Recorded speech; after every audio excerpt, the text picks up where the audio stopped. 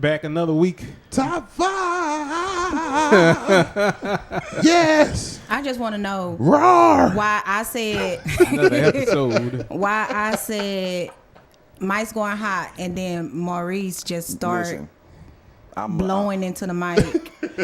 What you mean I start blowing into the mic? You was like a saxophone? no. Oh my I wasn't blowing that god. hard. You It wasn't that bad. I heard Was it that bad? Yeah. That mean I'm too hot. It was then. doing the intro. You too hot? You want Maybe me to I'm go too ahead? hot. Maybe I'm too hot. No, not don't cut the airbag down. Don't do that. Don't do that. Okay.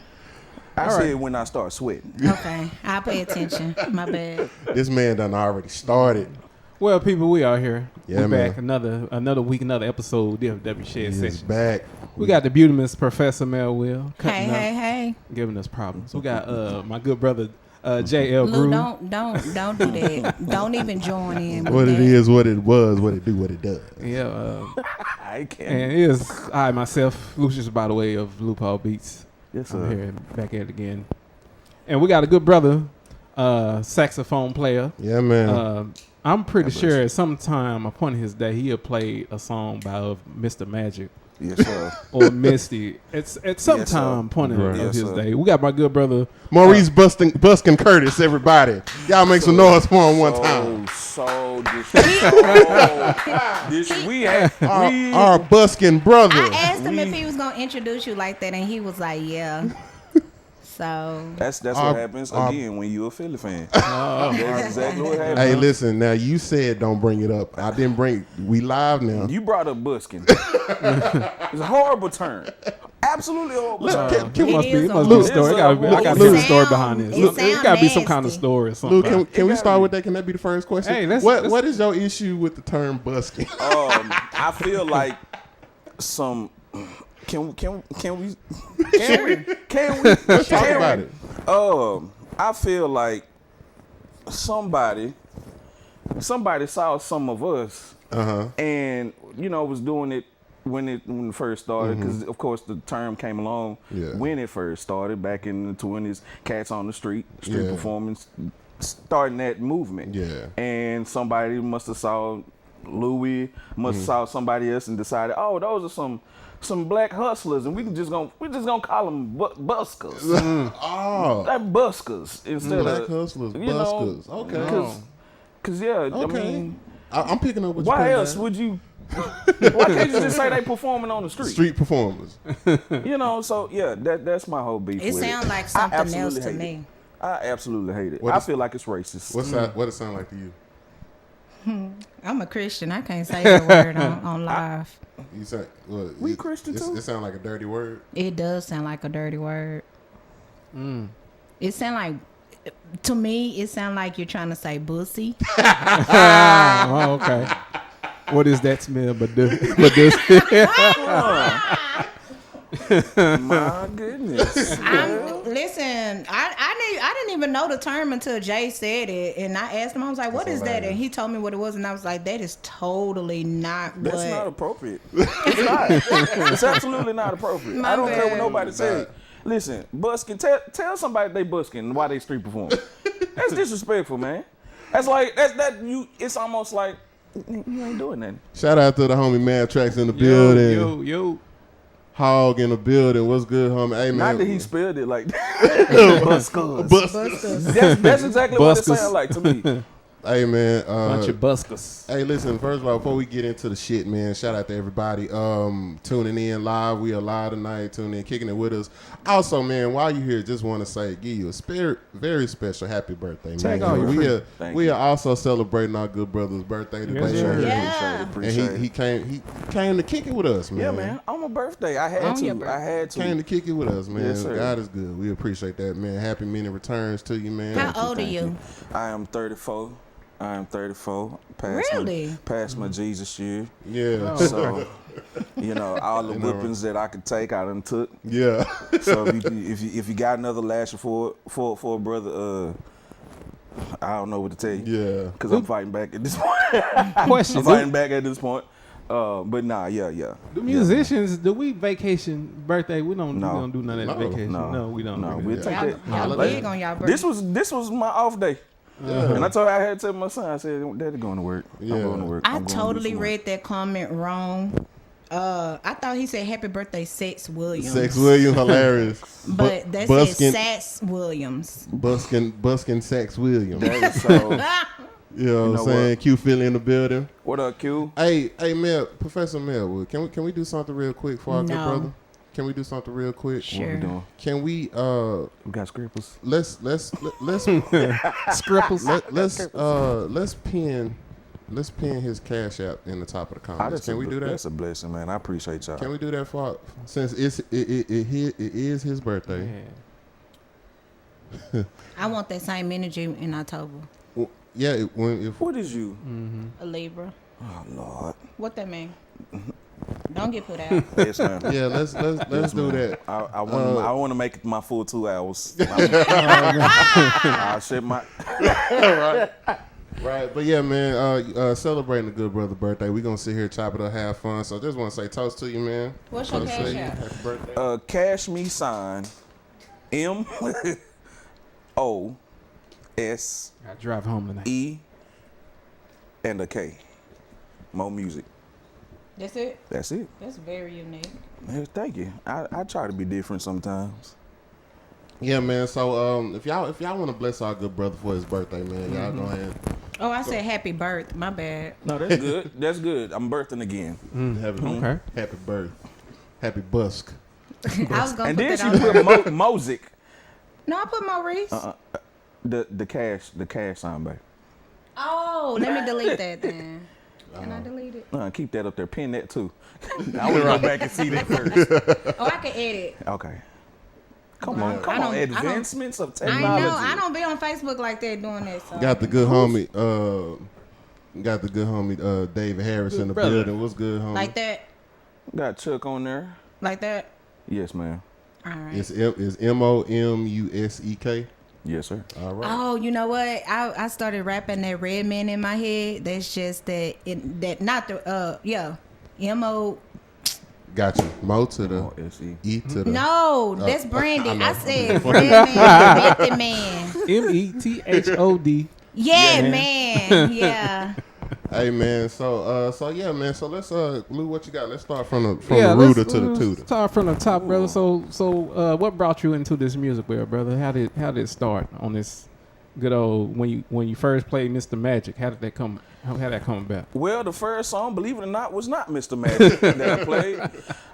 It was man, I can't even remember the very first song. It was something on the radio, I can tell you that. And I wasn't playing with a mouthpiece, I can tell you that too. I know. Your face is everything that it should be. So how What was I you got playing with? so I was playing on my sax, but all I could do was think, Jesus. Say it. This sound like this is not about to be This is how we finna start. I already know it. You was playing a kazoo. So I was fingering the instrument. And I was trying so hard to just get a note. Stop doing it. Exactly. First of all, you keep them two fingers together, you ain't getting nothing out the horn. Hilarious. So I was playing without a mouthpiece. My bad, Q Philly. Thank you. I corrected it. Polo said, "Whoa." And worse has been done. Worse has been done. Oh yeah, we just started, baby. We just started. But yeah, so I was playing and I was just putting my like you put your mouth to a trumpet or a trombone mouthpiece. That's what I was doing. And when I tell you I was producing the sound, I was like, all right, cool, I can do this. But before that, my family has always been. Did it sound like that Hustle Marcellus horn on Martin? That's exactly what it sounded like. And but even from that, I realized, just the tone holes have different, sounds to them, and that's how I started really putting my ear to music for real. I had put my hands to keys and guitar before that, and the very first instrument I ever touched was a drum. I Absolutely. grew up in the Kojic church. Yeah. My godfather played sax. Shout out to him and his church in Sherman, Greater Harvest North, and my grandmother, she sang all the way up until her death. R.I.P. Granny, love you, Miss Mother Elnora, as they called her in the Kojic church, Elnora Franklin, and my mom's, she still sings to this day, but she sang in the church. She directed the church choir. As a matter of fact, which I probably don't know, so one of the young drummers that were coming up under her was Gino. Okay. Oh, So me and Gino have he know me from Yay, even though some might still say I'm You Yay still High, yay high? you know. Yeah. But yeah. but yeah. So he knows the family, and I know him very well. Know his whole family. His mother brought me up. She was head of the youth church, like the young youth, and so it was always that type of camaraderie at Greater Harvest Church of God in Christ. Already. During the ages of Bishop Smith himself. Yes, That's sir. what's up. That's Yes, what's up. sir. Shout out to the homies in the building. Jeff Jones. What's up? Paulo said drinks at the Freeman after this. Drinks at the Freeman. All right. All right. We'll see. All right. We'll see what's up. All right. I can't make no promises, but we'll see what's up. I can't make no promises for myself. Yeah. We'll All see. right. We'll see what's up. All right. If y'all will buy that man a birthday, or y'all can put some in his cash out there where Y'all he can buy his own Y'all birthday could. drink. Yeah, You know what I'm saying? I might want some juicy juice after this. You know what I'm saying? Yeah. So yeah, we got the good. It's his birthday today. We got his cash app pinned at the top. If y'all want to bless that young man for his birthday, And I just want to say this, like I said already, I'm very proud of what y'all doing. I appreciate it, Definitely brother. appreciate y'all. Not enough cats are saying it. I feel it should be more of us saying this, more of us putting this out, more of us sharing this, because one thing that's not really being done is a light being, shown on us as the musicians, as the producers, who are really putting forth the sound, who've been putting forth the sound since, before everybody else start recognizing pieces of Dallas. Yeah. So, I appreciate y'all. Thank y'all for having me. You welcome. You know what I'm saying? Especially, thank you for having me, Mel. You I welcome. appreciate you so much. I don't take it lightly. Can I have a sandwich too? No. No. He tried. That's how people treat you. Man. Oh, it's your birthday. It is my birthday. You could put like a candle in the middle of the sandwich and be like, "Hey, birthday, No. blow that and eat." I don't got no candles. Okay. You got some lunch meat? You can't have no Turkey or ham? turkey. Ooh. He said, "Ooh." All right. We'll see. That tickled your We'll feelings. see. We'll see what happens. Yeah, man. Man, I like to ask this question. First of all, man, how's your energy? How's your mental? How you doing? Oh, I appreciate that question. I'm being led by God, even mentally. And first I have to start spiritually. That way everything else falls into place. So a lot of things that I may have been known for or may have been seen doing before, you probably haven't seen me doing it for a while now, just because, and I can take it back to, I don't want to give, because you asked a short answer, question. So I'm doing good. Yeah. And I can say for today in this moment, I am blessed. I'm good. God is holding me together. Okay. But yeah, wrong with since 2016, it's been a journey on figuring out how to get back to that. Okay. Yeah. Okay. So yeah. And I'm pretty sure it's not an easy walk. Nah, not at You all. know what I'm saying? 'Cause Not at all. you was talking about things that we don't talk about a lot, and of course, that's one of those things is mental health, especially Yeah. amongst musicians. Yeah. You know what I'm saying? 'Cause And black men, period. yeah, Black men, absolutely, period. absolutely. Yeah. One thing that I've always loved about, and even just being around cats like you and Lou and even Mel, like y'all have always, from what, because anybody that knows me. I will come in, I pop up, I'm out. You know. Yeah. But just that camaraderie and saying, hey, bro, you ain't gotta be every day in my face. Just so you know, somebody loves you, somebody care about you. Absolutely. You know what I'm saying? We just want to talk to you. We ain't trying to get too much in your business, but God bless you, bro. Yeah. And that's the type of cat that I've always tried to be and surround myself with. So man. Bo said, "Happy birthday, Ronald." Big Bo? Yeah. Big Bo? What Wait, is- which Bo? Bo Dub. Jason. Because I know. Bo Dub. Appreciate it, Bo. What do you mean by happy birthday, Ronald? That's my first name. That's my government. Yeah. Oh. That's my government. Well, there you go. Yeah. Yeah, man. Cats be out here with aliases. We do. Cats be We out sure here. no do. Maurice That's is the- your middle name? Maurice is my middle name. Yeah. I'm named after my grandfather, who was great man. They called him Boss. He was of bigger stature. So So my mom decided to name me after him. Unfortunately, I got the name and not the height. Yeah.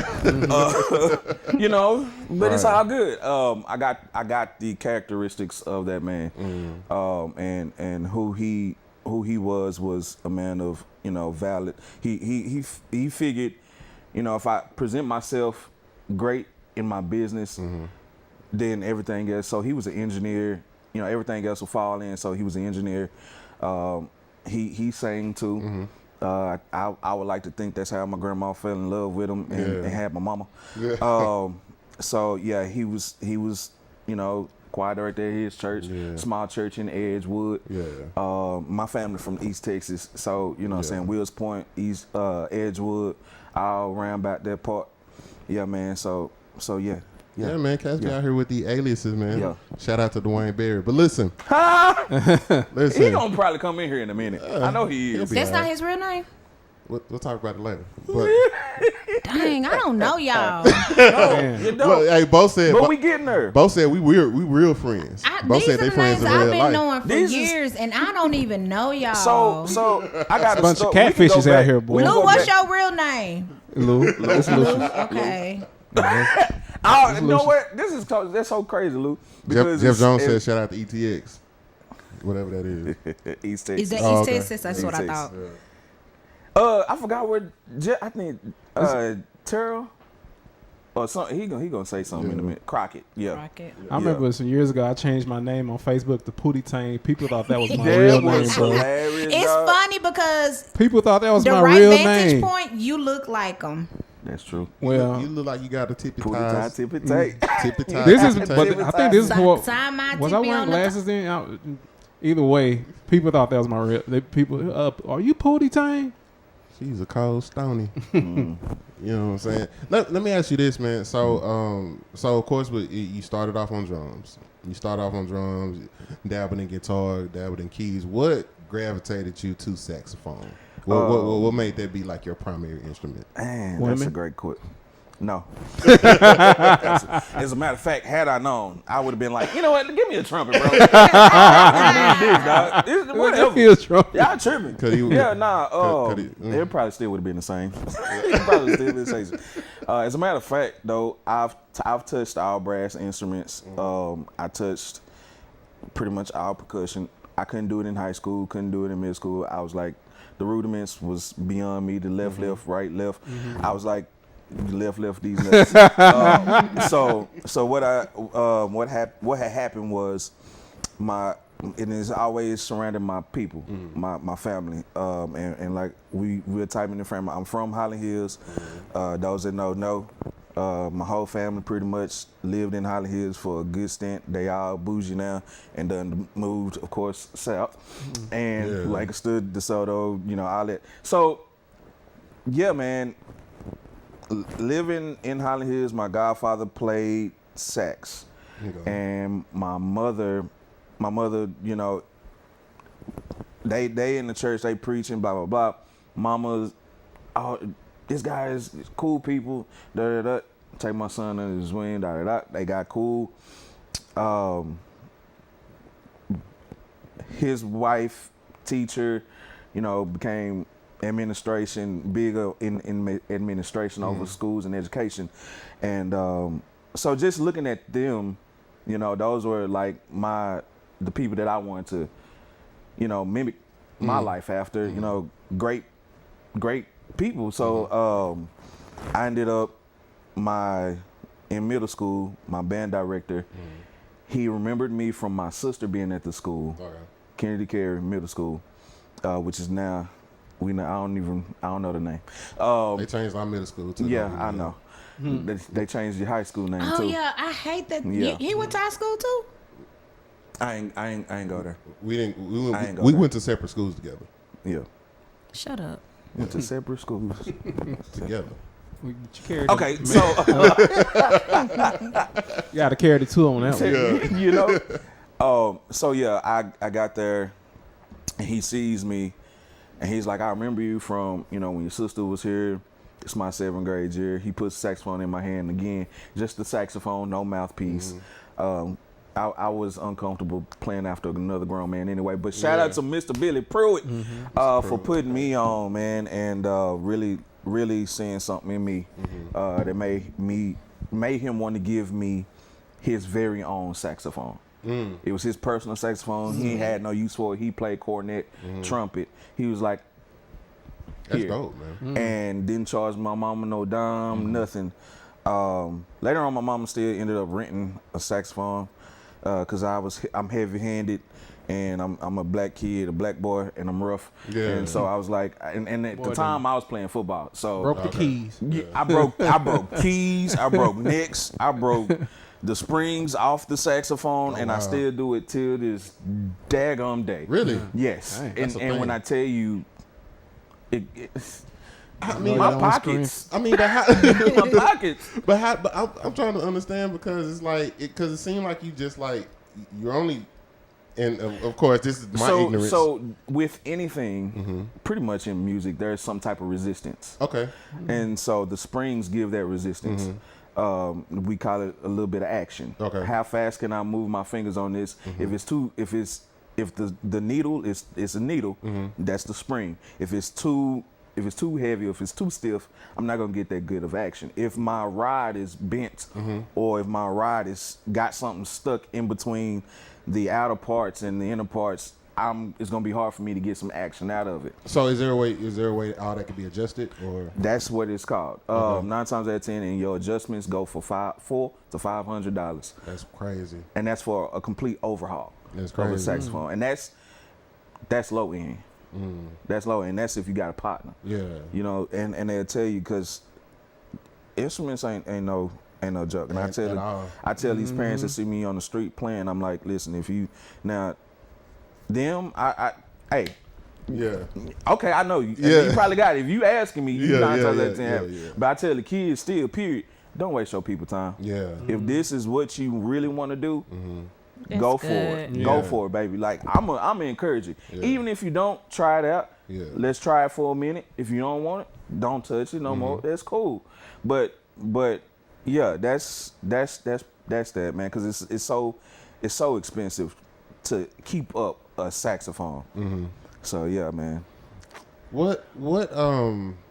So fast forward, man. When did you start? Because I think for a while your main niche was street performing. Yeah. What got you to say, okay, you know, I'm not gonna go the route of, you know, trying to be in everybody club and everybody band. I'm gonna go out here and do the street performing thing. That was like your main niche for a while, right? So that would segue into how I got started street performing, right? Okay. I had again been playing in schools, started middle school, high school. I was playing at Carter. You went to Carter? I went to Carter. Oh, okay. But you could see me starting even in my 7th grade year. I would sit outside and just play my sax. No band, no nobody. But I learned that from, of course, y'all know, cats being outside, battling each other. But nobody wanted to battle the saxophonist. Right. For what? I don't know why. You can blow me out, bro. Right. But I feel like, too, that was an easy game. But me being who I was, like, nah, I'm staying here with y'all. I'm going to get mine in, too. Okay. So, and that was me. I don't care who you are. And I think that comes from me playing ball pretty much, you know, from yay high to yay high. So and so I've always had some sort of competitive nature in a sense where it was healthy. Like I'm not looking at somebody and be like, I'm better than you. Nah, I'm gonna get out there with you because I want to see what's gonna happen from this. That was also part of the band culture back then too. It's like you just got in, you just got in front. And it wasn't. It didn't get nasty until you got to high school. So middle school was safe. So I would like I said, I would go outside. I would practice. I would be at the school practicing. Go to my granny house on Tioga. Me and my cousin outside on the porch practicing. Shout out to Thomas and Patrick and Rayford. I know y'all know Rayford, but there's a long list of cats from Highland Hills. We would stand outside or get on top of our roofs and play our horns just to the community. We ain't had nobody else to play to. We ain't had no stage like that. And we went to Hutch. You know good and well, when nobody at that time, wasn't nobody fooling with us like that outside the drum line. So we trying to make a name. We really love this. So that's what I would do. And even when I got to high school, I would still do it. I would go down to what we called the pit. And I would sit in the pit and I would just play all the new songs. And I would just study all the new songs. So that's what got me into doing covers and soul music and R&B because I'm an R&B lover. I've been writing R&B since I was 10 when I first touched the keyboard. So that wasn't the first time I touched the keyboard, but just writing out how I felt 10 years old, that's what I was doing. And so it wasn't too hard for me to, once I got out of high school, because I told my band director, shout out to Mr. Young and Mr. William Young, who's now at Southern, directing. And once I got to high school, once I got over to Carter, because I graduated from Carter. Once I got over to Carter, I wanted to be in the jazz band first. Both of them was like, nah, bruh. Just sit down for a minute. Try to get in because it's not jazz season yet. It's still marching season. So sophomore year, I'm like, all right, cool. I'm still going outside with my horn. I'm playing. Students don't know who I am. They like, this little dude just out here doing something. You know, and I'm playing ball too. So then some of the athletes are like, yo, don't you play ball? What you doing in the band room? But then you start realizing a lot of them played in the band too. So was in choir, everything. So I ended up fooling around more so in the choir room. Number one, more women in the choir room than it was in the band room. So I would go there, test out my writing skills. From there I met this dude named KD, KD Sanders, and he still does production and singing now. So just being alone with my music has always been me. So once I left high school, fast forward to college, that's when I met pretty much the entire freaking DFW music scene. I met Darius, I met Ray. Well, I'd already met Ray in high school.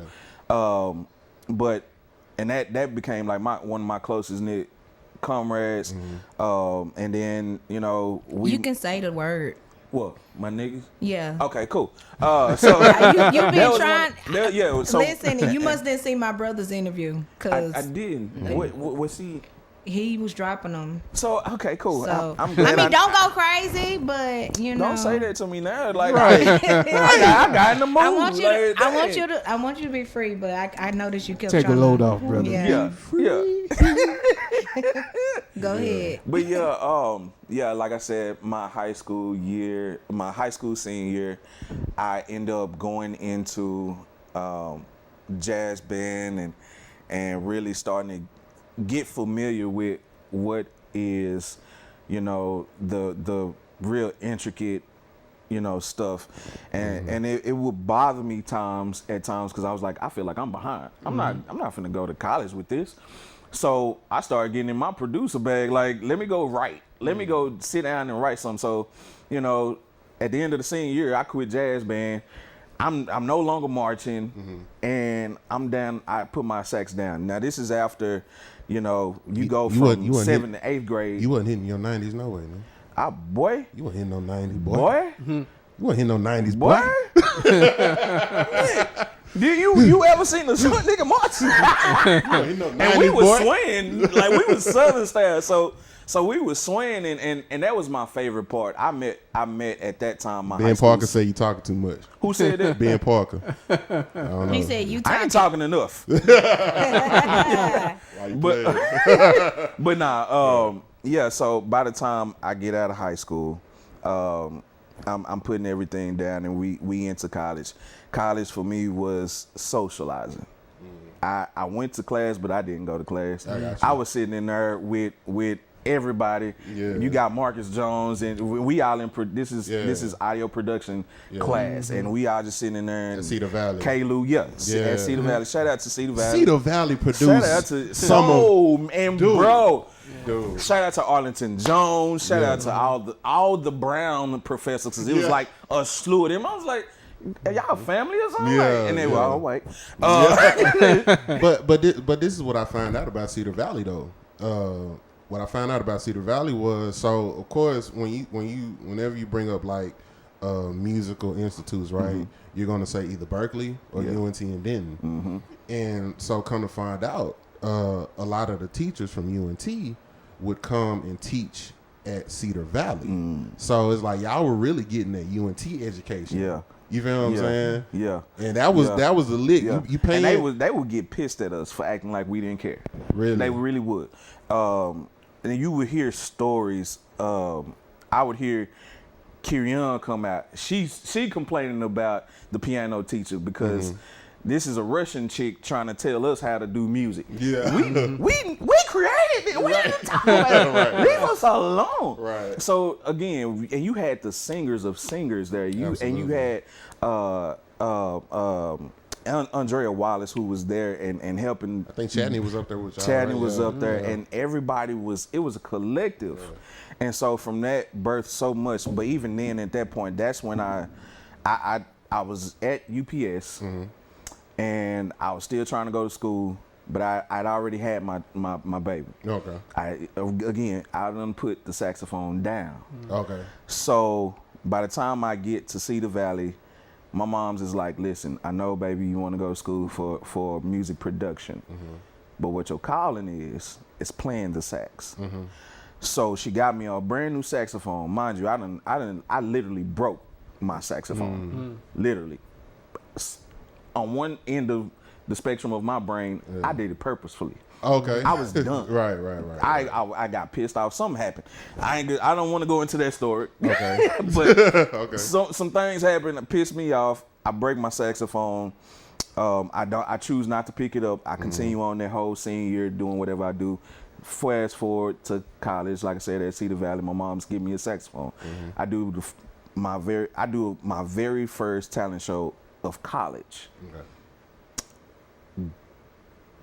I feel like when you have K-Lou, you have Daytron, you have all these cats backing you up. My bad. You have all these. Okay, so I know you broke your sex, but if you cannot break our shit, yes, I'm so sorry. I appreciate it. I'm so That's sorry. not your sex, Maurice. Maybe it was. Maybe it was right. But shout out to Jerry Kelly. Jerry Kelly in the building. Mike Peel in the building. Yeah, man. So. Oh, Mike Pugh on here too. Yeah. What up, doctor? Yeah. Yeah, man. Jerry Kelly, we got to get you on the pod, homie. Y'all done had Pugh on here too? Yeah. Yeah. Twice. Yeah, I was about to say a couple of times. Well, he was here. He was here once as a guest, and then he guest host. Okay. Another. That's what's up. Yeah. But yeah, he's a friend to the room. So yeah, I ended up in college, and everybody, I'm still doing the same thing. I'm going out to the pond now and practicing on my horn. Well, lo and behold, I don't want to work at UPS no more. But I got a baby, and I'm in school, and I'm not doing so good because at this point I've checked out. And so what I ended up doing, it's Christmas time. It's the end of fall season. It's December. I have no money to my name, because I hadn't stopped working at UPS. First thing on my mind, you know what? You got 2 days till Christmas. Make something shake. I go to Redbird Mall, standing right outside the doors, and I play my horn and it is freezing, cold, and raining. I grinded my tail off, and I made the fastest $60 I've ever made in my life, and that was on the count of maybe an hour. Yeah, I'm like, dang, and I know I don't sound, you know, where my potential could lead me, and so I leave that night with some hope, some money in my pocket, enough money to give my daughter some gifts. I race right over to Toys R Us, right across from where A.W. Brown is now. I run right across the street, get her some gifts, make it a Merry Christmas. And like I said, after that first talent show that I did in college, I was like, all right, this is a wrap. So after that, I want to say I made it to January off that $60. It felt like $6. It would definitely feel like $6 now. But I made it to January off that $60 because I'm still living at home with mama. And so after that, I ended up getting with all the brothers who at that time, like we was really a close-knit brothers. Darius, myself, Benjamin, Parker, Jaron. That's why he's saying you talking too much. Yeah, I don't care. They'll be all right. Rayford Hooper. Rayford pretty much put us all together. We started doing sheds and jam sessions at his cousin's church. And, you know, after that, I was like, well, I know church ain't gonna pay like this, and I don't want to feel like I'm taking from God. This is, you know, I've always seen musicians seem like they coming in for free. So, you know, I don't want to take away from what God. I ain't gonna lie. That's how I grew up. Yeah. When we first started growing up in church, musicians wasn't getting paid. Yeah. Unless you was playing at one of them, like, you know, a mega church or something. And to be honest, I can't say that I don't remember our musicians getting paid, but I knew it wasn't gonna be enough for me as a saxophonist. You know, I know my keyboard is gonna get big money. You're gonna be considered like a secondary instrument. That part, anyway, auxiliary. Yeah, auxiliary. You know, so, and there's no other horn player, so it's just me. So I decided to take the streets. I met this cat. Y'all can go and search him right now. Mike, the saxophonist, street performing outside of, you'll probably see one of his clips on near the aquarium, the Dallas Aquarium. But he put me onto the different spots around the city where was the most foot traffic, you know, and then I started developing my own thoughts of, hey, this is cool, but I think I can make more. And when I started making bank, I was like, all right, bet. I'm good. I'm secure. I can do this. I can do that. Well, didn't know about child support until I knew about child support. And then child support happened. Wait, so this is the busking. This is the busking. Yeah. This is the busking street era. Performing. Yeah. So performing. This is the street performing era is still going on. CJ, what's good, big homie? I still do it. I just don't. Now you just like selling your sats and your sets during the women's bar mitzvahs and stuff. That part. Oh yeah, Maurice be playing at them nasty parties. He do. So when you playing, is this? No cap. So great. I've played everywhere. Yeah. Dang near everywhere. And the streets put me in that mind frame. Yeah. I'm gonna go wherever, and I can share this. And people don't necessarily perverse it, because it's not music that's perverse. It's the flesh that's behind it. Absolutely. You feel me? Yeah. And so, you know. Quick question. So is this without track, or is this just all This just is raw at first saxophone? it was no tracks. Okay. No tracks at freaking all. This is just me being down there and everybody named Other Mama requesting, can you play Mr. Magic? I done came up with. You are so beautiful. I done came up with 10, and this is really before like our pop era really popped in that little time frame, which was 2010 to 2014 was what I like to call my prime years of street performing like that, where I was still young. People didn't know me like that, and I could get pretty much anywhere, play anywhere. And so long story short, from there, I've always gotten gigs. The very first gig that I got from street performing was at, I won't say his name, because I probably can't remember it no how. But this white fella saw me outside of a Stars game. I still see him from time to time. Chiropractor, doctor here in the city. Nice big house right off of Lemon in North Dallas. Invites me to his house. Hey man, I just want you to come and chill out with me and my people. Come play a little bit. You don't gotta have no tracks, no nothing. I said, bet. Yeah. And I come in there and you know, treat me like family. Yeah. And so, you know, it was great. It was great for me. That was a great experience. And it was like, all right, you know, apparently something is catching on. Right. And so I just kept going and ended up doing sports teams to the point where I ended up playing in front of Dez Bryant.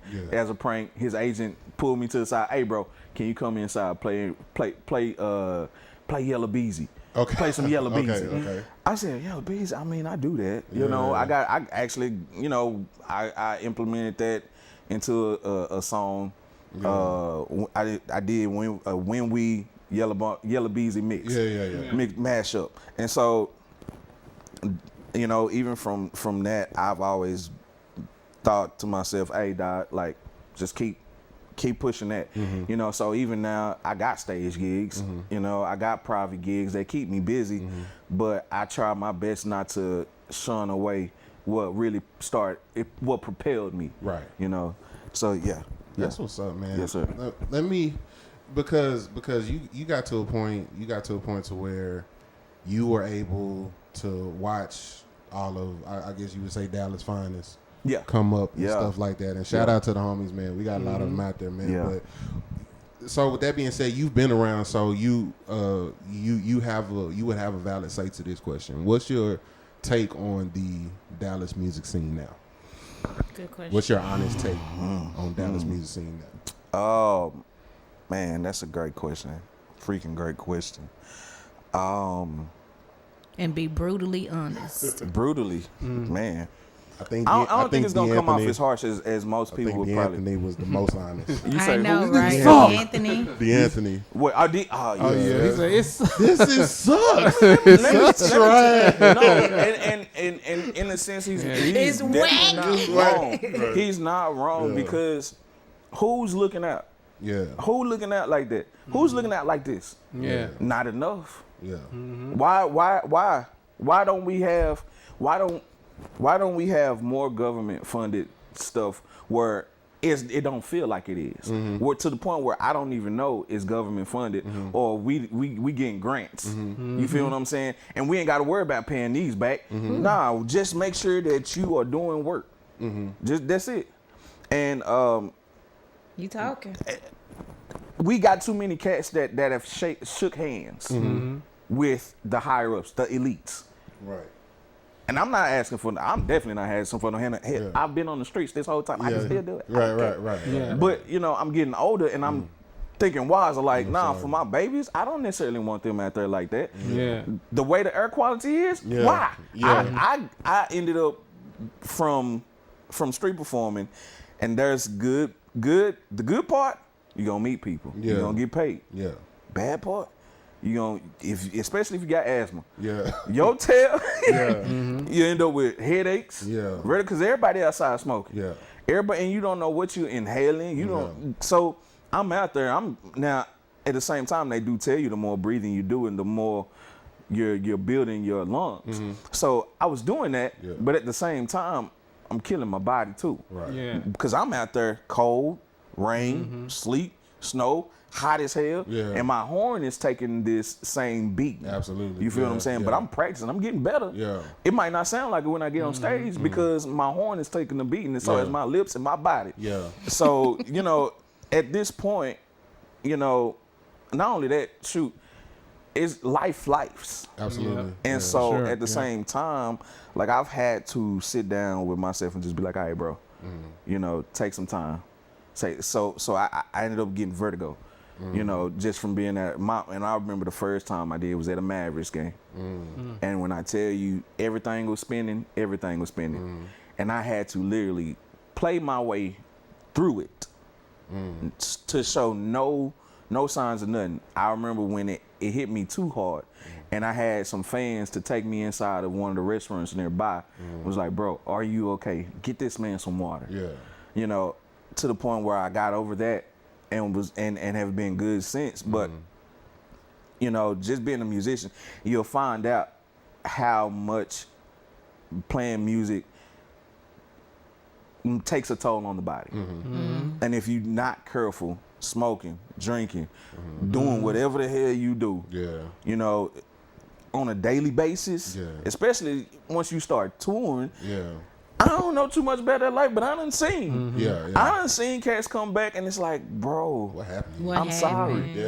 I'm like, and I'm sitting over here like, bro, I want to be on tour so bad.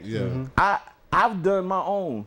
I've had to do my own just so I can see and manage myself. So when I do somebody does finally say, hey bro, come with me, or I finally do it myself, I get enough funding, shoot. But again, we go back to that whole funding situation. Why is it necessary to continue on as a musician? Why is it? And again, that goes back to my education, not being serious. You know, my prime example, you have cats that have gone on tours, everything else because of their degrees. They've shaken hand with those. So my thing is, even with that, you know, you can be book smart, be street smart too. Absolutely. Help your people. Help your people. You ain't got to necessarily help me, but help the next generation. I'm gonna say this. It's not necessarily pushback. It's not necessarily pushback, but I've been in positions because like a lot of what I try to do with any type of platform that I have is reach out and help people. I try to offer platforms for people. But a lot of times what happens is you get that, you know, you get that opportunity to have a platform and then you do come back. And a lot of times what happens is those people that you do want to reach out to, they're not ready. That part. You feel what I'm saying? That part. They'll, you know, you'll say, yo, I got this opportunity for you, but you need to have a passport. Yo, I got this opportunity. I got this opportunity, but you need a website. I got this, you know, it is this grant opportunity, but you don't have an LLC. And that's the thing. That's another thing. Because you as a musician are putting us on. Why don't we have more entertainment lawyers here in Dallas? And those that are really willing to help. Not okay, bro. I'm gonna build a production agency, even though I don't know nothing about music. I'm gonna get a production agency and just run havoc. All the musicians, and then we end up with still nothing. Where are those that really want to help, bro? I know this language, I know that language, I know this, and we have some.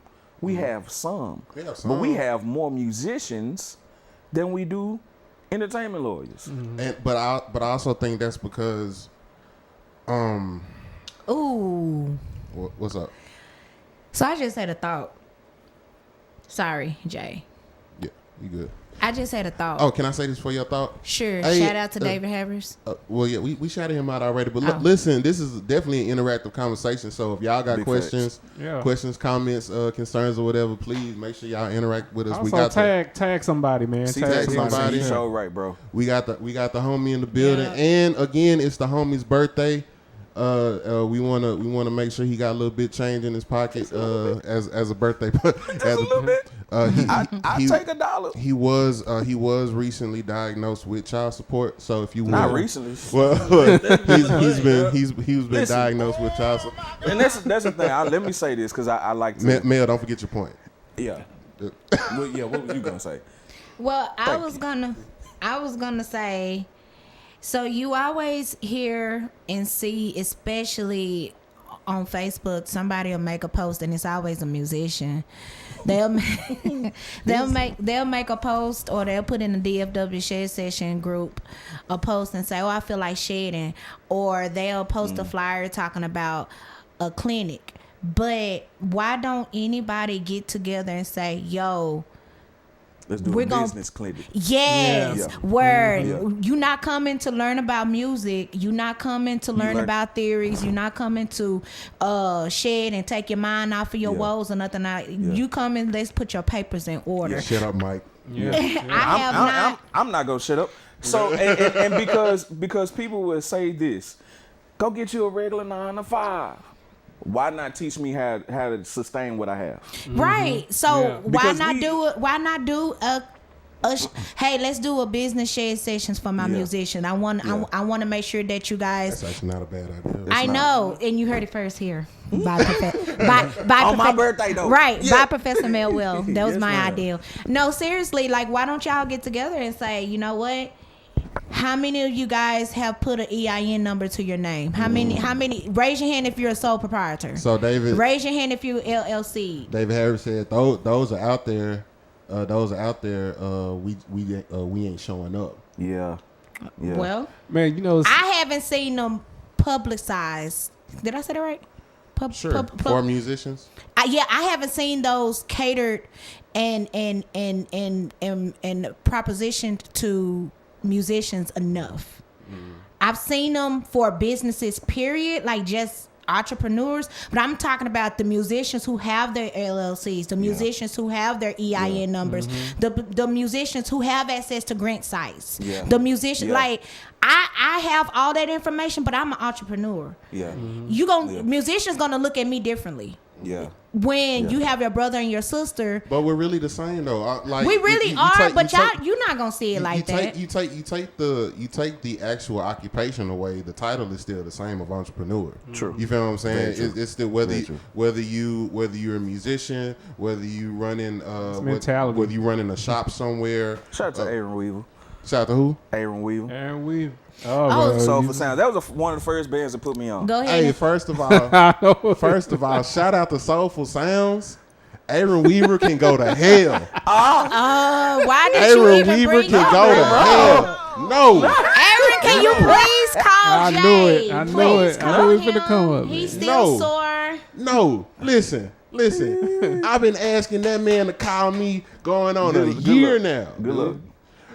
Oh, he don't call you either? No, he will. He'll pick up. When? But the man is When? That man, that's a busy man. He ain't that busy. He ain't that busy. So Aaron, you heard I that? bet he got enough time to make a sandwich. Jesus. Okay, so I want to deal with what that. As a matter of fact, you know how I know he ain't busy? Because he came and sat his fat ass right where you sitting at now. and he said, yeah, you know, I'm on my mental stuff right now, Leave man. him alone. I make sure I take 20 minutes out of my day. That's beautiful. I make sure I take 20 minutes every couple Aaron, hours. can you please 20 give him a minutes. call? You know what I'm saying? I'm like, bro, it's been way past 20 minutes, bro. He said, Maurice, much You know that. I know exactly what that means. Nah, Aaron he just gave you the middle finger. he be sitting up here talking. He be sitting up there talking about what's up, fam. Nah, we cousins. We ain't brothers right now, bro. We distant. Nah. We distant, fam. Nah. So I want to deal with what David said. David said that they are out there and they're there for particularly artists. He said, I'm telling y'all, they're out there. We ain't showing up. The folk who don't look like you and I be there. Okay, so basically everybody, all the black folks is not there. So where are they telling it? And that's the question. We know they telling it. Yeah. We know they telling it. We can see it by who's being shown nationally. We can see that by who's getting this or that. The problem ain't necessarily. Well, no, the problem is the musician. It is the musician, but it's also who's promoting it. Well, and okay. To whom. So in the words of my best friend or whatever, I have to play devil's advocate. Okay. So stop smelling. So the information is out there. Right. But you don't see it. Not you particularly, but the musician don't see it. So do you ever Google? Research or see what's out there? And I will tell you this. Eventbrite be having bukus of events out there for entrepreneurs and artists, different industries and everything. I'm gonna tell you. But when I get there, then what am I met with? And I think that's another deal because I've heard, I've been, and not just because I've played for certain conferences where it's like that. Hey, bro, can you come do this entrepreneurial conference? Can you come play at it? Yeah, and come, like, if you want to, you can stay. You can sit. Okay, I've learned so much. Yeah. The EIN, making sure you have your LLC, making sure you're set, making sure you start putting insurance on your stuff. What things that you need. I've sat with the in the DJ room. Yeah. I've sat in the real estate entrepreneur room. I've sat in these rooms, but when it came to my own, musicians that look like me in a room together, I'm not seeing it.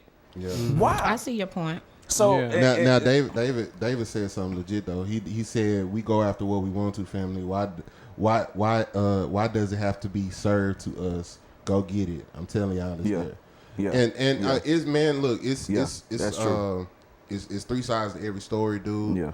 And at the end of the day, Maybe musicians don't have internet. or Shut up.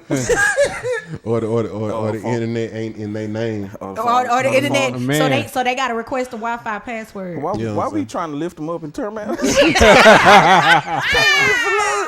Listen, listen. Maybe got- you gotta and use the every- Amazon. You Get- got 2K get levels. it, The man. Amazon walk side You know what I'm saying? Wi-Fi Dog. thing. But it's necessary though. no, it's necessary, and it's a necessary conversation to Yeah. have. Shout out to the good brother Ty Ford in the building. Yes, sir. He said, "Tell Mo I can outsax him." Outside, so Shut your mouth. Silence. I know. I'm quiet. I'm quiet. Silence. I'm quiet. Yeah, man. Shout out to Ty. Shout out to Ty, That's man. the Shout out to homie. LB. Shout out all the places that done put me on over the years. God bless y'all so much. Y'all have kept me and my children and their mamas fed. God bless you. God bless you. Nigga said, and their And they mamas. God bless Hey. you. But yeah. Was that Yeah, singular? we ain't gotta go there. we ain't gotta go there. But yeah, man. That wasn't singular, was it? Go ahead. David Harris. What did Why you David- in the clapping mood? Yeah. What did David Harris say? Now David said, I know a money manager right now. He yelled that. He did. Who's also a musician in the city trying to give us all the info, and he can get us on a large scale to take a 30-minute Zoom. Let's get a hold of the guy. We can put him on the podcast. Please do. Honestly, do that. David, put For his sure. name in the chat because we Please did put do, out David. Tag And I him, think I know exactly whatever we what you did you're put do. talking out to. we did put out a status saying who you want to see on the podcast because Yeah. I'm definitely tired of musicians. I Put got- some entrepreneurs on here. I got something. A lot of these musicians that we have are entrepreneurs, man. They I are. mean, outside of music. Outside of What about- music, they are I entrepreneurs. mean, Outside of you know what drugs, I too. mean. You know what I'm saying? Y'all just said, well, we had one entertainment. Well, she wasn't an entertainment lawyer. She was just a lawyer, but still, we had Rachel Padman. she She's a was the lawyer. go for that. Yeah. She's a lawyer. D'Anthony, he owns his own Yeah. hookah business. You Yeah. right? Aaron Yeah, man. owns his own Production, management. school. And school. Whatever. Dang, You know, Dang, you won't let us give him his flowers. Nah, fuck Aaron. But Corey nah. Shaw is Corey the Shaw. name. Okay, Yeah. man. Yeah, Yeah. have him on the pod. Yeah. I got some in the works too, man. Come to find out, one of my musician homies, he does taxes, and he manages 3 taxes offices. He does what's what? up. He does taxes, and he managed 3 taxes offices. Listen, I tried. And he was I tried. like, I ain't gonna. And I ain't talking about one of the pictures with the arms folded. I'm talking about like he legit, Yeah. and he was like, man, I ain't gonna lie to you, bro. He ain't no scammer. He said I'm expensive. I can believe it. He's- because I'm yeah. those types of cats will try to get you your best dollar. Absolutely. They will try to get you your And best I'm dollar. throwing all type of scenario. Well, what if you ain't done your taxes in like 10 years? But he said you need to holler at me. Yeah. He said, no, that's who I You're work gonna have with. to do some work. And with him, But yeah. and with him being a musician, he know the codes. He know Yeah. what you should file last. He Yeah. know what you should claim, what you can't. And let's not Like, let's not like you said, playing devil's advocate. Let's not act like us as musicians or black musicians always make sure that we taking care of business. Absolutely. Because Absolutely. listen, Cause listen, we need a good we need a to good him. whooping sometime. Absolutely. We do. And we Absolutely. hard headed, especially as black men. We are hard headed as fuck. Especially not even business, just when it comes to health. Period. Yeah. We don't do the best at taking care of ourselves, man. or just insuring yourself. Life insurance, health Life insurance, insurance on your equipment. on your equipment. I had to learn the hard way a few Yep. times. Yeah. You know, somebody breaking into my stuff. I'm like, that happened to me. I gotta go and recoup my daggone self. And can't do nothing about it. Can't do nothing about it. But pay for it. You know what I'm saying? Why y'all don't never charge y'all comrades rental fees for y'all equipment when Don't when nobody y'all touch my- when y'all let people First of all, when y'all let people use y'all equipment, nobody y'all don't use charge y'all. rental fees. Who is ain't nobody touching Yeah. my shit.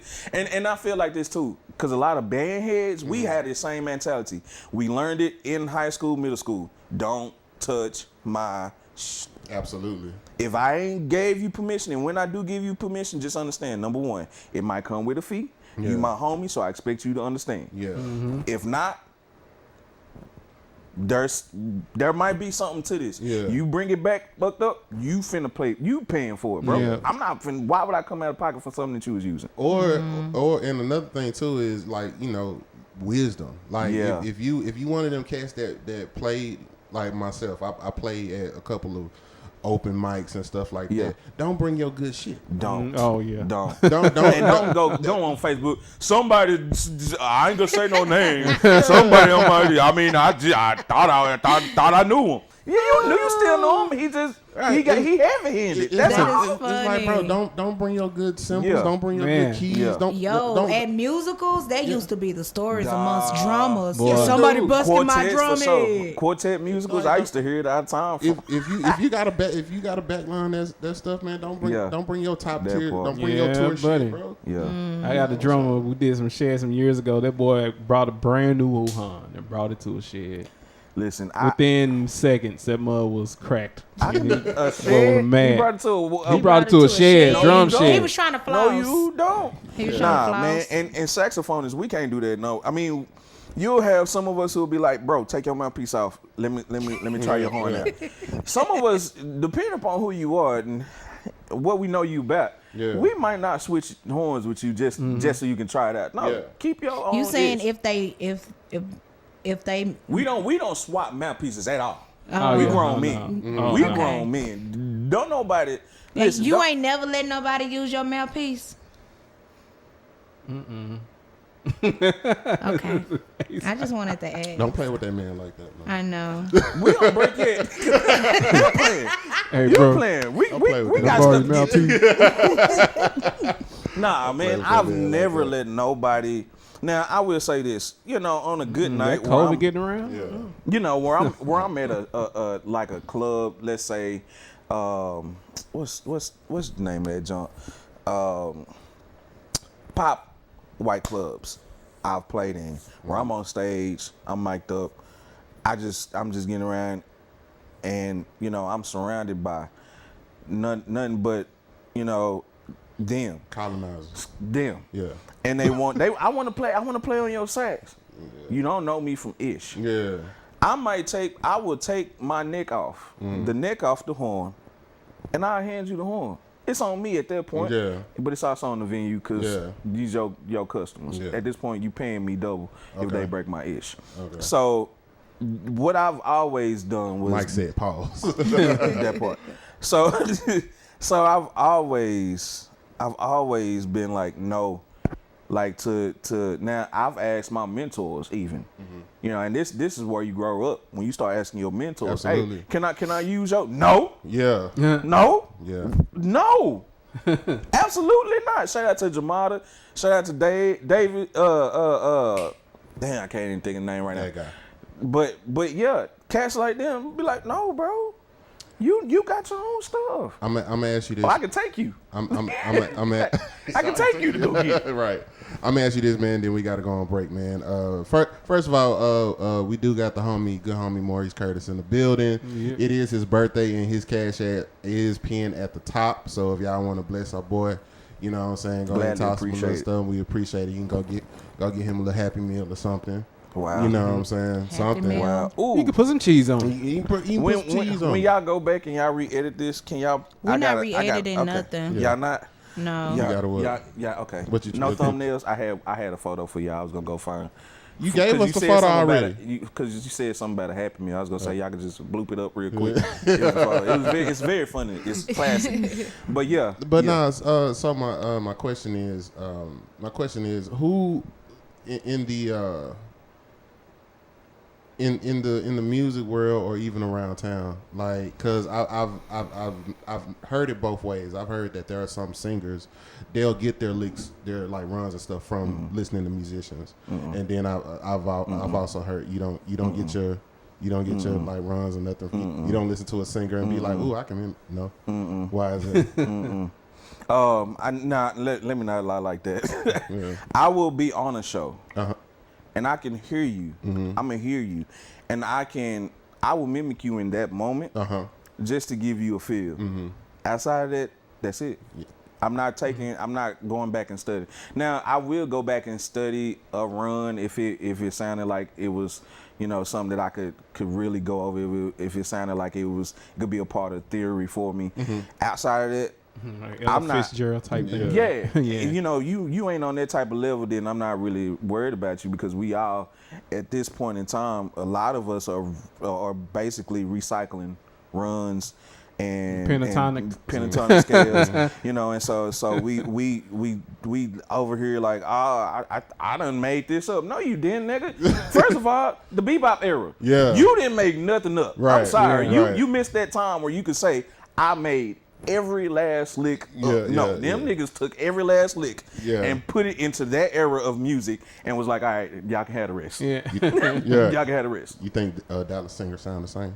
I won't say they all sound the same, because I hear tone. I really pay attention to sound so much. Like I said, I train my ear sitting in front of the radio. That's how I really learned how to play sax. Just sitting in front of the radio, playing every song I heard, from 107.5 when it was the Oasis to 105.7 when it was really soul R&B to K104 97.9 the beat, flipping over to the country stations, going to 101.1 the classical station, going to the UNT jazz station, going and listening to that one, and just building up. Shout out to because I didn't.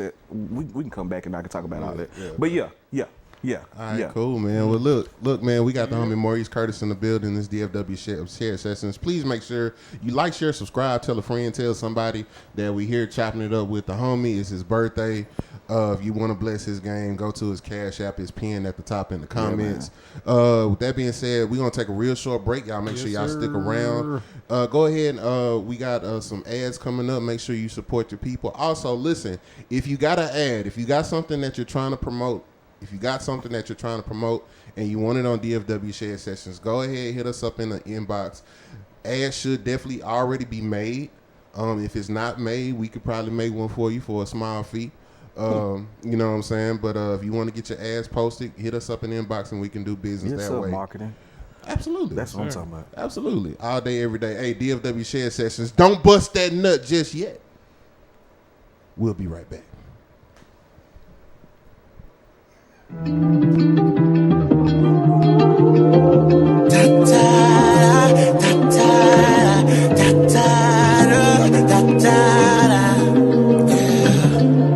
Not much has changed, but I'm looking in the mirror.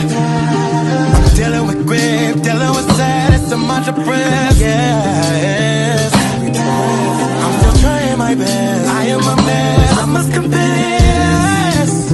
I've been defeated, head to the ground. Leave me alone, I don't wanna talk to the sea. Cause I can receive, I can believe, need a saving. You. Like why did it happen, what do you do, and why did you do this? You.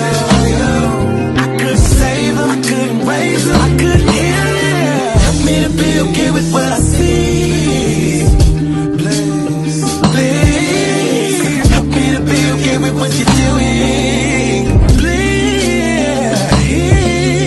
help me to be okay with it. 'Cause I can't stand it. Please. So, that's all we have time for today. Great work, though. Thank you.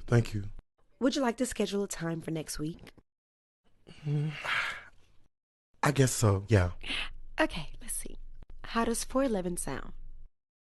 Okay. Okay, great. 411.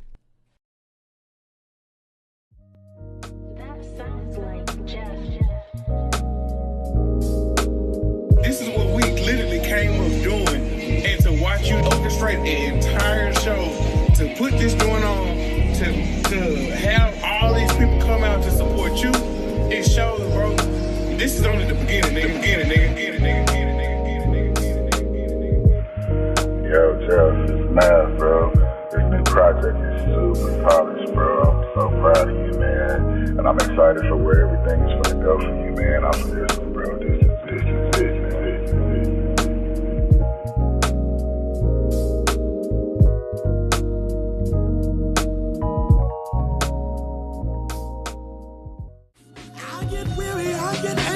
Get needy, I get greedy, and people don't believe me when I say that. These are the things I see. These are the things when I'm looking at myself in the mirror. These are the things I see. These are the things I see. Up in the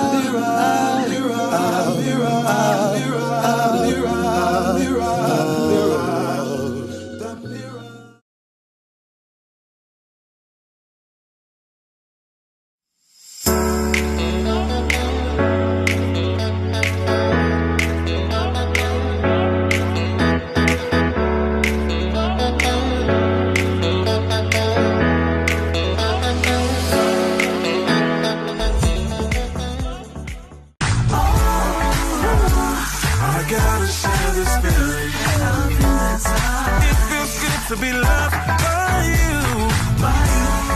It feels good to be loved by you. It feels good to be loved by you. It feels good to be loved by you. See, I'm a photographer. You feel what I'm saying? So if they say a picture is worth 1,000 words, it's my job to make sure they hear every last one of them. I got you.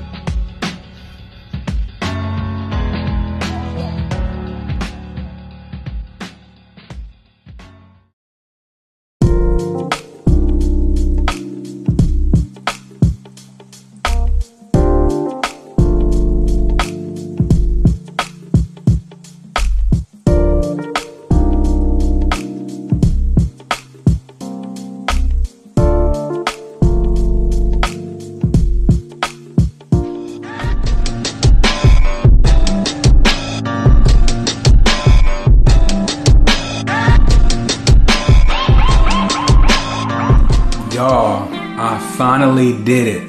I finally finished my first ebook, From Overlooked to Overbooked, the blueprint to a successful career as a musician. Y'all, I poured my heart and soul over this ebook, compiling information from many years of experience that I feel would be beneficial to anybody who's looking to level up their career as a musician. I got so many topics on there, 10 different topics on there, talking about EPKs, professionalism, the gear to use. Go over to my link in bio, check out my ebook, follow me as I give more daily tips in regards to this topic. You don't have to be a used to be my angel, then you switched. You don't have to be a used to be my angel, then you switched. You just switch it to a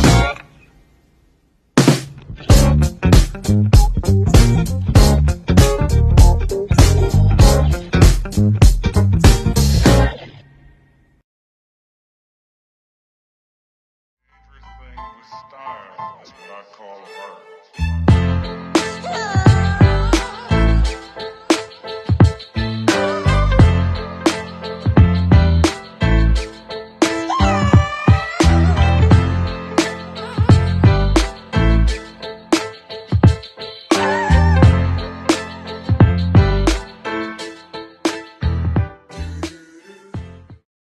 Finally we're here, and this is not a dream.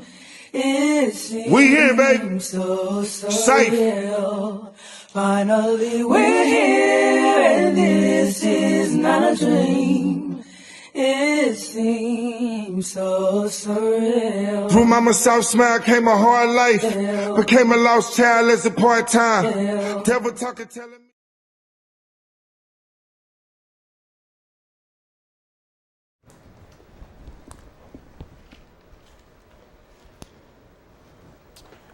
All right. Well, we are back. Guess who's back? Back Back again. Had to take a quick call for the Had pause. to go potty. All that good stuff, man. I don't care. Obviously you don't. Had to go do the number 3. Okay.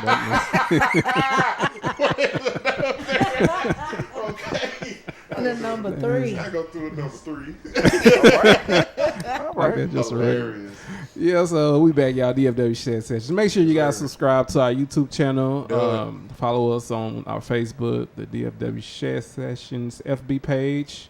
Also, you can follow us on Instagram and TikTok, DFW_Shed Sessions. Do it. Also, if you guys would like to contribute, leave a couple of dollars in the pot. Y'all can hit us up on the Zelle. Yes, sir. DFWShareSessions@gmail.com. Turn to your neighbor and say that ain't much. Ain't much. That ain't much. Oh, give thanks unto. Okay. Well, anyway. Okay. So let's get to these social media plugs. Professor Melwell, where can we find you on social media? You can find me on all social media You can find me on all social media platforms. Get that Lucius spirit out of here. Under Professor Melville. That is Professor Melville. All right. My good brother, Yes, sir. JL Grew, where can we find you? Man, I am at Facebook, JL Groove, Instagram, who is JL Groove. If you want to ride this funk train, go and holler at me. Funk Your Feelings. Yes, sir. At Facebook and Instagram. That's FUNKYO Feelings. If you want to ride this funk train. If you want to dabble in my conglomerate. That's anything, any one of my ventures, any one of my projects that is photography, videography, marketing, merch, anything like that. That is another Groove project. That's Facebook and Instagram because it's just another one of my projects. So another Groove project, you can get at me on there. 5th level merch is in, y'all. If y'all wanna get some of this merch, we got t-shirts, hoodies, hats, Stone sandals. Nah, I'm good on I that. thought you said thongs before. I Well, was gonna say, she brother. said thong sandals. she trying to pitch me a new idea every week. So you're not gonna release the thongs. Now listen, Yeah. I've gave you some very She good gave me ones. some gems like mugs, coffee mugs. like the booty shorts. Okay. She talking about the booty okay. shorts. And the other ones? The shot glasses. No, the other ones. Which ones? The insoles. We We do need those nowadays. I will say I need some of those. Okay, so let me say this. Let me say this on here. So what do you?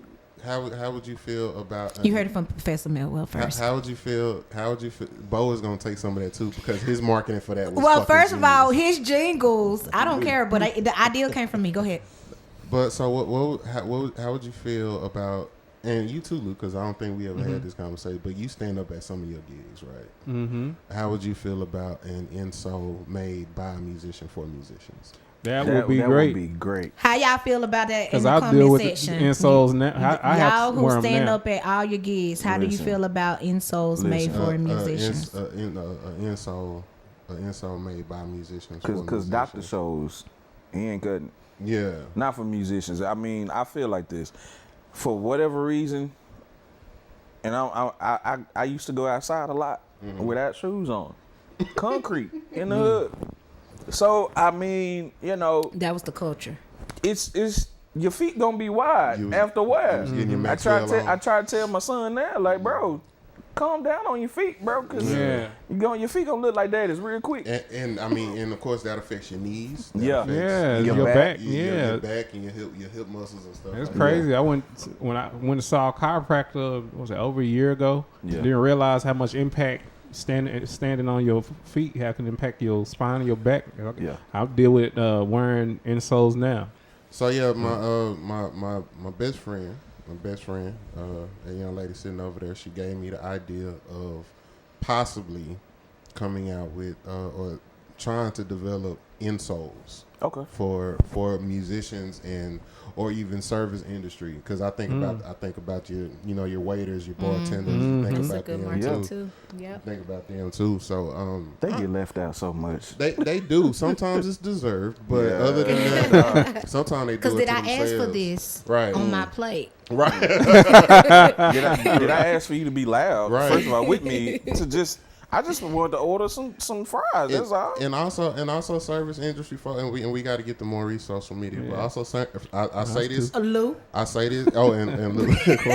I say this, and I stand on it. We are not responsible for your tips. So stop blaming. I was in a situation, and the bar staff was blaming the musicians for their lack of tips. Crazy. Now the band was getting tips. The band was getting tips, but the bar wasn't. Oh, okay. But the bar wasn't, and the bar was like, well, I mean, they're not splitting it with us, so. Also, maybe your drinks wasn't just drinking. Also, ask your service industry friends this question: how many times have you been to a venue and you hear somebody on the stage say, "Hey, make sure you tip the bartender," blah blah blah? How many times have that same bartender say, "Hey, make sure you go tip the band"? Now listen, I would say this. I would say this. Go ahead. Nice perspective. I'm gonna come back to it. Yeah. I want you to go ahead. Lou, how can we find? It's getting good quick, ain't it? Right. Yeah, we right back. Lou, Let's go ahead and get this out of the way. Just Some follow conversations need to be had. Follow me on everything. Lou Paul Beats. All right, let's go. I didn't even get you to do your little third. No, do yourself right. Follow me on TikTok, Lou Paul Beats. You can follow me on Instagram, Lou Paul Beats, YouTube, Lou Paul Beats. Also, I do have music out and available. Some nice, cool instrumental hip hop music. Yes, sir. Just look me up, Lou Paul Beats, and add me to your playlist. I don't know, man. I think. Cause I do know you got an album coming out. I do have an album coming out, and it will be out this Friday. Yes, sir. So keep out for the looks of it. Yes, I could have put it on the screen and. Yeah. Had it propped up. I don't know. I just feel like Maurice on some of your tracks would be dope. Yeah, that would be honestly. We have to. I have to have my people get with your people. Yeah. We might have to collab on that. Yeah, for sure, man. Maurice, where can they find you at on social media? You can find me not on Facebook. Too close for comfort. Yeah. So you can still DM me on Facebook. As Maurice Curtis. You'll find me on there with a saxophone. If it's too hard for you to find, go to my Instagram, and my Instagram is @mr.mo_musek. If you go back a little bit on this video, you're gonna see it at the bottom of your screen. It's there now. It's there now. Yeah, it's yeah. So it's been there throughout the whole time. And if you didn't catch it, keep going back, okay? And you can just open your eyes. Just that part, because people don't open their eyes all the time. Yeah, you can DM me for anything. How many times have you sent somebody a flyer and it had all the proper information, and they'd be like, "Yo, what time this start?" Apparently, reading is too hard. reading is not fun.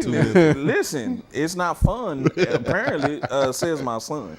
Okay, and he's in the learning phase of this whole. And I did this 3 times. He think I'm new to this, but I'm not. Yeah. I will push you as much as our ancestors pushed themselves to learn how to read. So. I'm a big advocate on education for sure, because I was not on myself. I think that's a great segue for my next question, man. You are a musician, an artist. Yes, you're a producer. Yes, sir. You are a father. Yes, sir. With some beautiful babies. Yes, sir. Kids. Appreciate it. You should pull out more often, but I should have, but how many kids you got? I learned my lessons, and I only have 3. Yeah, I only have 3. The questionables will be questionables until they're not. Understood. But no. So you're a producer. You're an artist. You're a father. Yes, sir. You're a father of 3 kids, but then you are also Maurice, the man. Yes, sir. The person. The person where it's no music, it's no audience, it's no kids. It's just me and the good Lord Himself. Absolutely. How do you balance those people? Everybody has their own place, and I feel like I've seen enough biopics. I feel like I've read enough stories and biographies to understand, you know, everybody there's no favorites. Nobody is a favorite, but those who get me still get me, even when it comes to my family. Do you get yourself? Absolutely. Do you take that time out for yourself? Yeah. Yeah, I have to, or I will break. And that's coming from a cat who lost his father in 2016. Again, all my male role models by the age of 26 gone. Out of here. Yep. Except for my stepfather. Yeah. Only one that's still here. My uncle, my Uncle Bubba, still here. That's all I got. Other uncles who, you know, I grew up with, those were more distant. My Uncle Kerry, he's still here, thank God. Yeah. You know, my dad's twin, still here. I don't talk to him as much, but these are grown men with lives of their own. Absolutely. And so you yourself have to, like we said earlier, you have to research. You know, and sometimes you don't even have to research. Just sit down long enough and listen to yourself. When it gets to the point where you don't like hearing yourself talk in your own head, it means it's time for you to go get some help. Get some outside help, because you can't help yourself enough. And there's no shame in it. Absolutely. It shouldn't be. Yeah. You know, those who would like to shame have the worst of problems themselves, even worse, and they're stubborn. And you know, and so and I do my best not to judge nobody where they at, even when it does affect me. And so I've learned that's sometimes my problem. And so I've learned go. Just go. Go get with yourself. Go clear your mind, come up with a solution, come back to it. That's good. Yeah. That's good. Yeah. Man. So, question. I know you was talking about these things with you and the saxophone, and you was talking about how you easily crush them or break Heavy the fingers, saxophone. Yeah, heavy-handed. Heavy-handed. Yeah. And you was talking about what was that? You said your mom bought you another saxophone. Yeah. So I was curious. So like for a good saxophone, Ladies, if like Maurice what is the price? Shut up. What did he say? Maurice choke you. What did he say? He be crushing saxophones. Maurice choke you. Ladies, Maurice be playing at these nasty parties. Don't let him choke Do you you. advertise him on your Instagram? I do. Shout out to Masterpiece. Y'all go to his Instagram. Shout out to Masterpiece the Poet. Y'all need to have her on her. Is that the one you was talking about that was with the nasty stuff at the Hold on, wait. But Luke, we'll get there in a second. Yeah. Hold on, Luke. Yeah. Luke had a question. Luke had a question. Yeah. Look, she done tell me all over. Sorry. Got sidetracked.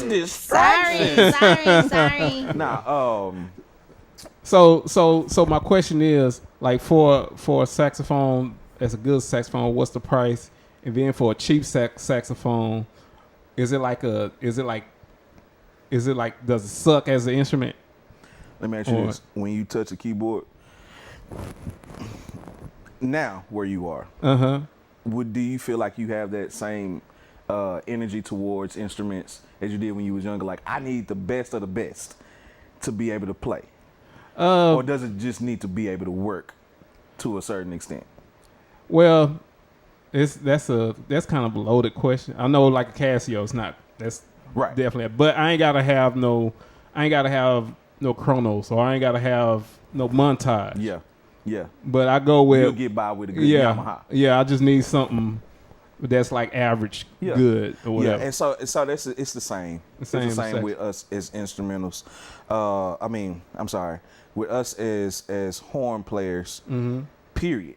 Yeah. You know, you got your Kings for trombones. They love those. Yamaha is everywhere with everything. They engineers are everywhere.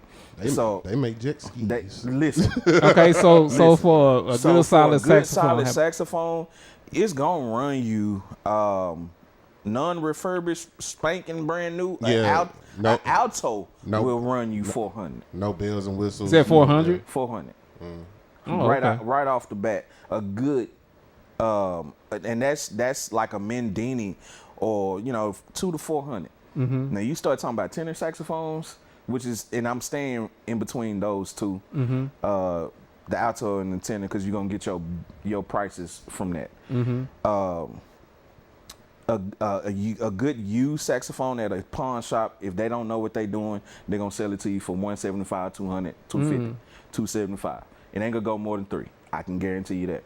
Especially if you have somebody who knows what they talking about and can tell you, nope, tell them kiss your ass. Mm-hmm. Is it cool to buy a used saxophone? Yes and no. Okay. If you don't have a good repair guy, technician, don't do it. If you don't know technicians, don't do it. Especially, you know, those of y'all with kids. And them babies come home and they like, Daddy, I want to play saxophone. Yes, baby, that's cool. Now, why does that being kid sound like he on the spectrum? why the way you said that? My kids like that. Dad, can I have? No, you can't. Nah. And so your Selmers, you got your Selmers. Your Selmers are gonna run you 600, even use. Now, if you get a copy reference, you might get like 400. You know what I'm saying? That's an alto. Now, tenor is gonna run you 1,000 every day, all day, unless you get a cheaper brand like a Mandini, which starts off at like $500, $600. D'Anthony will tell you, like, you don't really too much want to fool with those. Any sax player would tell you, you don't really want to fool with them, because after a year, your pads are worn. You know, that's those little things inside the tone holes that's going down. Once those start wearing out, you starting to get air leakage. You know, and so you start to sound like you're out of tune. That's why a lot of times people hear a horn player, he sounds like he's in the key, but he's not in the key. Yeah, that's what that is. You know, he's hitting a certain note, either his armature is off, or he's not pressing the right key, or he has some leakage in his horn.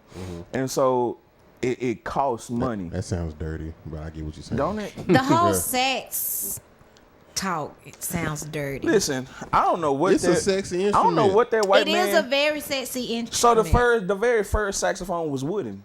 Believe it or not, it was wooden. Sexy, wooden. Come on. R.I.P. R.I.H. to Mr. Adolphus Sax himself. The white Frenchman who decided he was gonna make and engineer the creation of the saxophone. Go ahead, give us some history. Yeah. The very first saxophone was wood. It was wooden.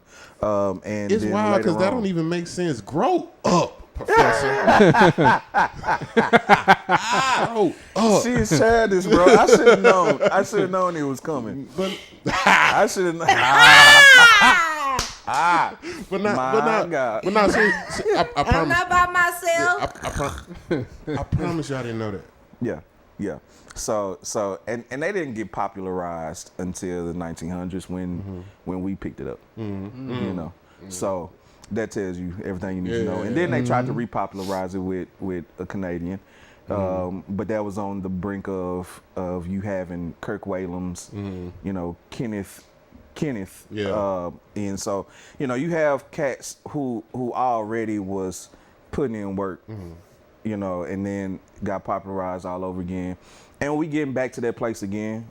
We got cats like Masego, you know, who's putting out music for the people, you know, to jam to. Because while we love our intricate, you know, theory, you know, straight ahead jazz music, we also need something to groove to too. Yeah, we do, and that's where your soul, you know, musicians, they come into play, and that's why I love where I'm at. How do you feel about because you brought up the good brother D'Anthony, shout out to him. Yes, sir. How do you feel about stuff like EWEs and stuff like that? I love ask that too. Yeah, because I'm a tech baby. Yeah. So do you have a player EWE? I've played a EWE, and it would be just like me needing to sit down with a new saxophone. Really? So it's really like a whole other instrument. It's a piano. Really? In sax form, damn near, yeah. Because and let me not say piano, a keyboard. It's like a Triton. Okay. And made into a horn. Synths and all the yes. synths. Yep. And if you're not careful on the gig, yeah, you will be outplaying the bass player and pissing him off because you sound like him, but you're not playing none of the roof Anthony notes. always get a bunch of side eyes. Right. So yeah, I love where technology is going with as far as instruments, but it'll never be able to take the place of an authentic saxophone sound. Of an authentic wooden saxophone. Yeah, not a wooden. I got you. Not the wooden. I got you. And they still some people are trying to recreate with plastic and rubber. And it's not the same. Not the same. Nothing beats metal. Nothing beats brass. You Yes, ever ma'am. play clarinet? Yes. So I played almost every instrument. So, would you say clarinet is like a secondary that you would like, or what's your secondary next Flute. to? Really? A trombone. I played trombone my senior year. So that video of that boy who You ever played the was sack on- butt? I don't know what the. The who? The sad I butt. played some. Sack butt. It's The actually sack some butt. I played on some. I played on some butt before. sack butt is Never actually an played instrument. sack butt. I what? What No, is that's a actually sack that butt? actually is an instrument. And I was like, I think that's what you the can go to hell trombone 'cause like. I'm about to Google. I was just about to Sack butt. Sack butt.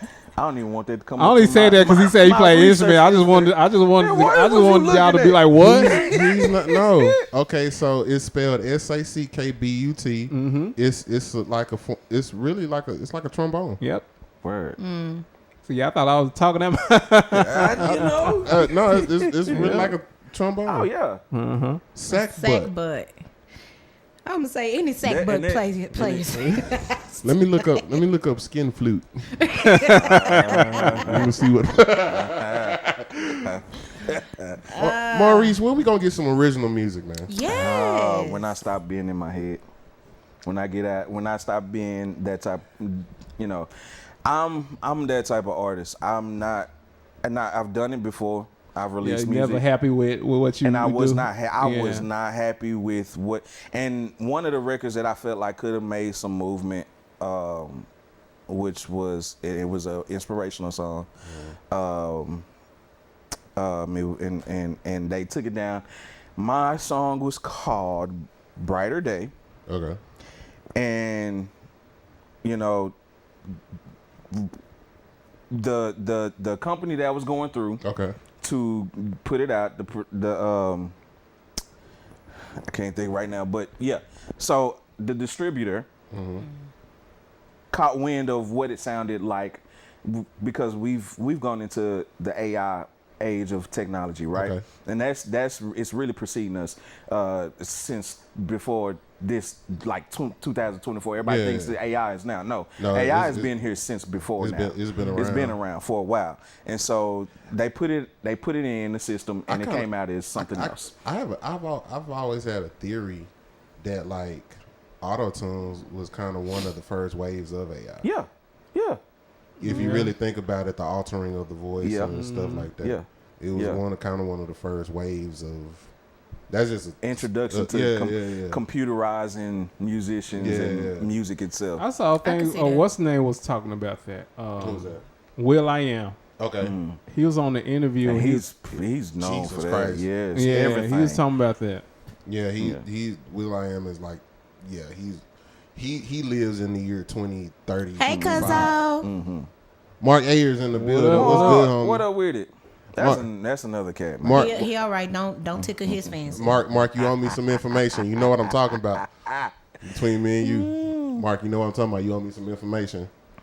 He said, dude, I said the same thing. Mark said he ain't seen Maurice in ages. Dude, And after this, you probably want to see me for some more ages. Hey, Mark, it's his birthday today, man. He wanted to come kick it with Yes, us. sir. So his cash app is in the pinned comments, man. So if you want to bless him, feel free to bless him, bro. you know, we just trying to get him a Happy Meal. That's all. Yeah. You know With what I'm cheese. saying? Yeah, with cheese. That's a good price right there. You know what I'm With cheese saying? is a good little another 10 cents. You know what I'm saying? But now, man, I was about to ask another question, but what you got? Yeah. So Yeah, you had something else. So okay. So I do have a question. Okay. What you playing? You've been in this music thing for a good amount of time of your life. Yes, sir. So I'm about to be unprofessional for a little bit. so I will ask, like, to you, What is reputation, and how important is reputation?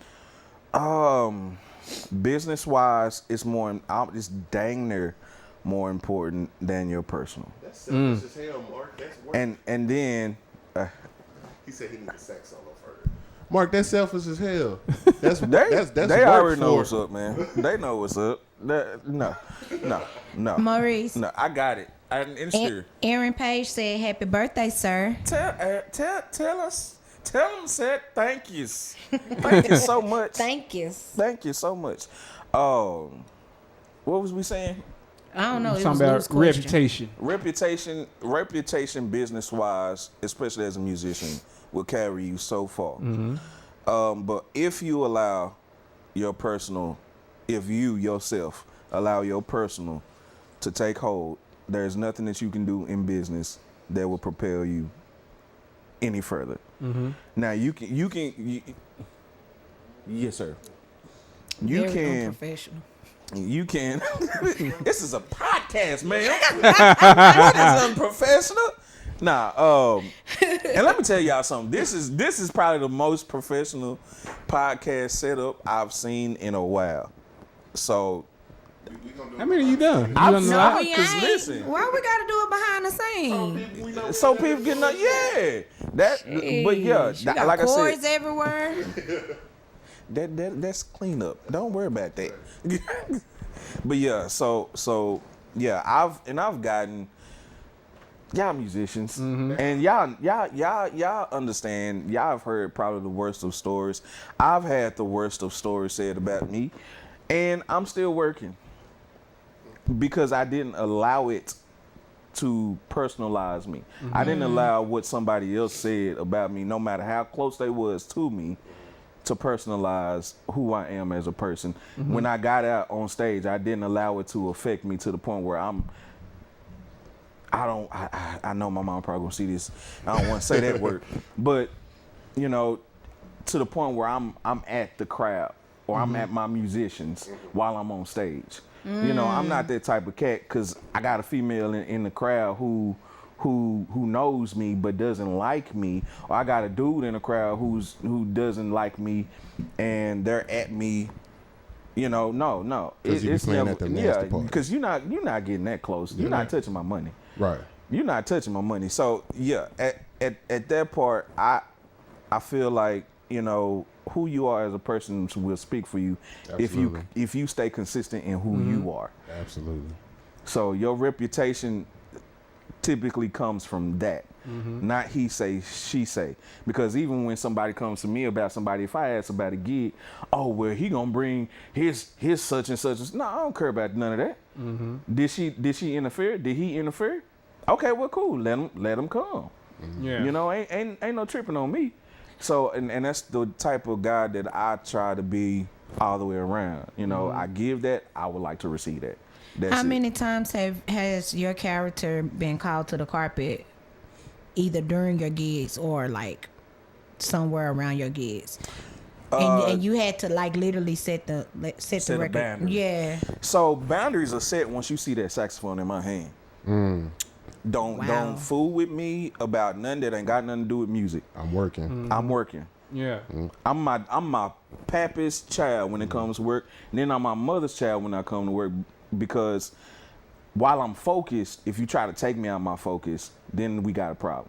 And now you done made my business personal. So now I gotta take you to be impersonal. So I'm gonna walk you outside from the stage. I'm gonna walk you outside. And then we're gonna have a conversation, because that's who I am. I'm not the type of cat to try to put you on Front Street, even if you probably try to put me on Front Street. Nah, baby, come on. Let's go have this conversation in the corner somewhere where it's just you and me.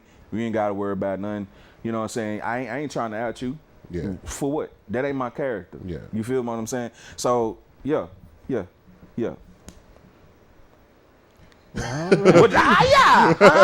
What does God say? He said, he say, she say, but what does God? I'm sick of him. But Mark. seriously, that. Go somewhere, Mark. Listen, when that first I'm came out, sick it of blessed him. my soul so much. I laughed and I was like, "That is real, though." What in hell do you want when heaven is has all you need? I'm sick of him. Folks don't understand. There's something Yes, about sir. those generics.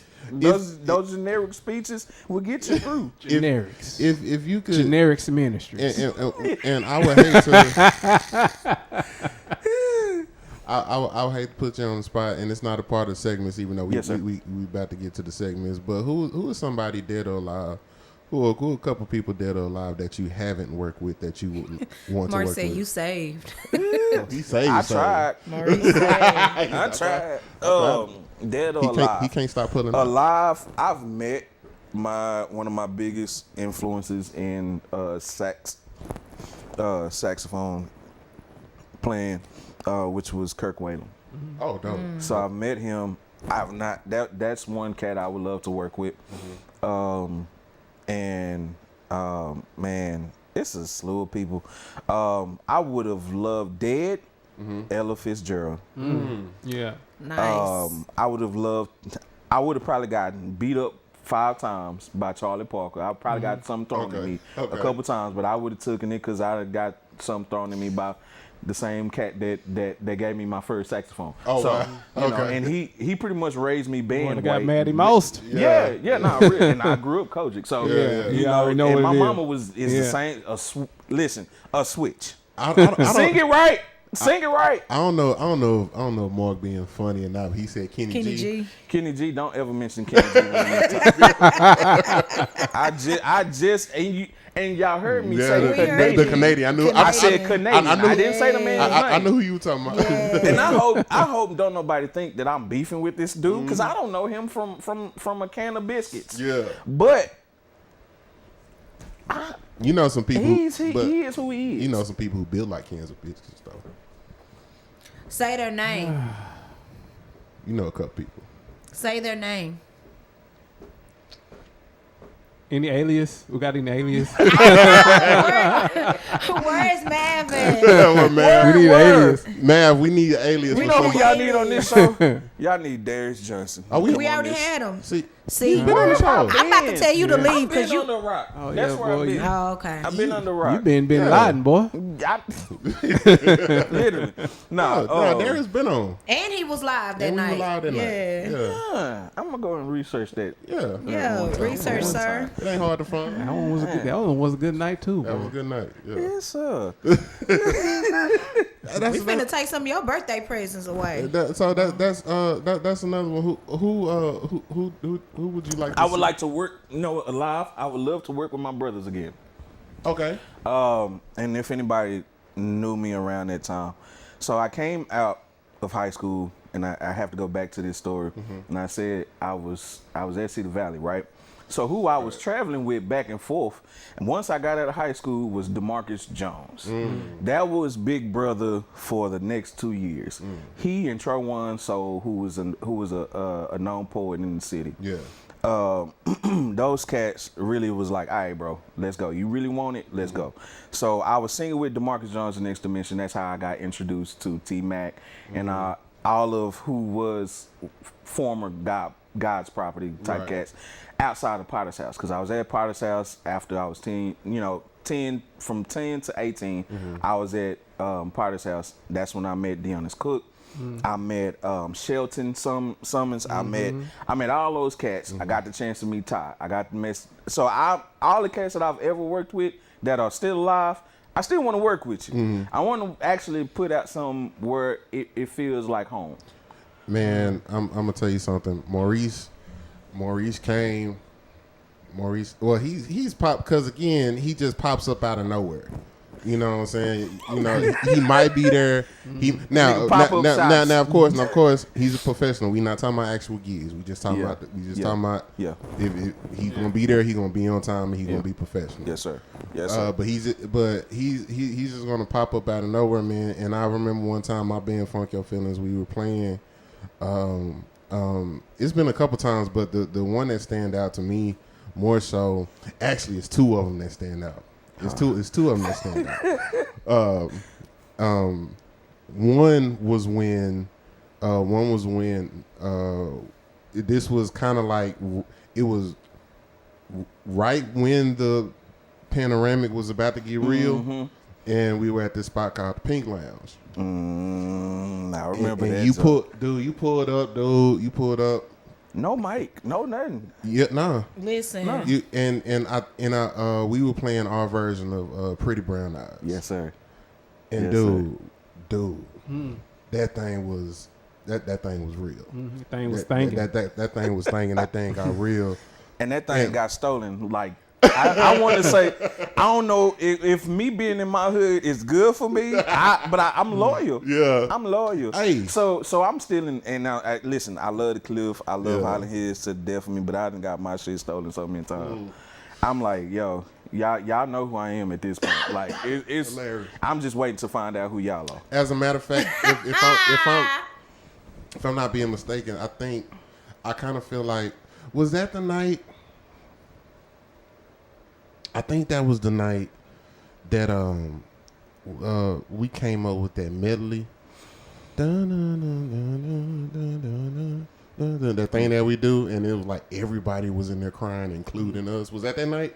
Was it that night? I want to say. I really feel think like it that was. was. I want to say at the end. I was in worship. Everybody Because it was had toward a the come to end. Jesus We meeting were, right after and that. everybody No, was we crying. literally had a come to Jesus meeting right after that. Maurice I was there that night. Oh my God. We was crying. Maurice was there because again, you got to understand, this is like George Floyd had just happened. Yeah. George okay. Floyd had just happened, and I know you heard me tell this story before. Around that time, I wasn't really interested in playing in front of a majority white crowds. Yeah. Because I'm sitting here and we making all y'all feel good while I have a bunch of hurt, angry niggas on stage. That part. You feel what I'm saying? But y'all don't have a care in the world. That's just how I looked at it. Yeah. So around that time, I wasn't interested in playing in front of majority white crowds. Well, then we had this dude, black venue owner. I had worked with him a while back, and he owned this venue. He hit me up. He said, "Yo, we want some live music." And around that time, it made sense because I'm like, okay, my people, we need some form of healing. We need some form of whatever. And, we did that. So I put it out there. Maurice pulled up.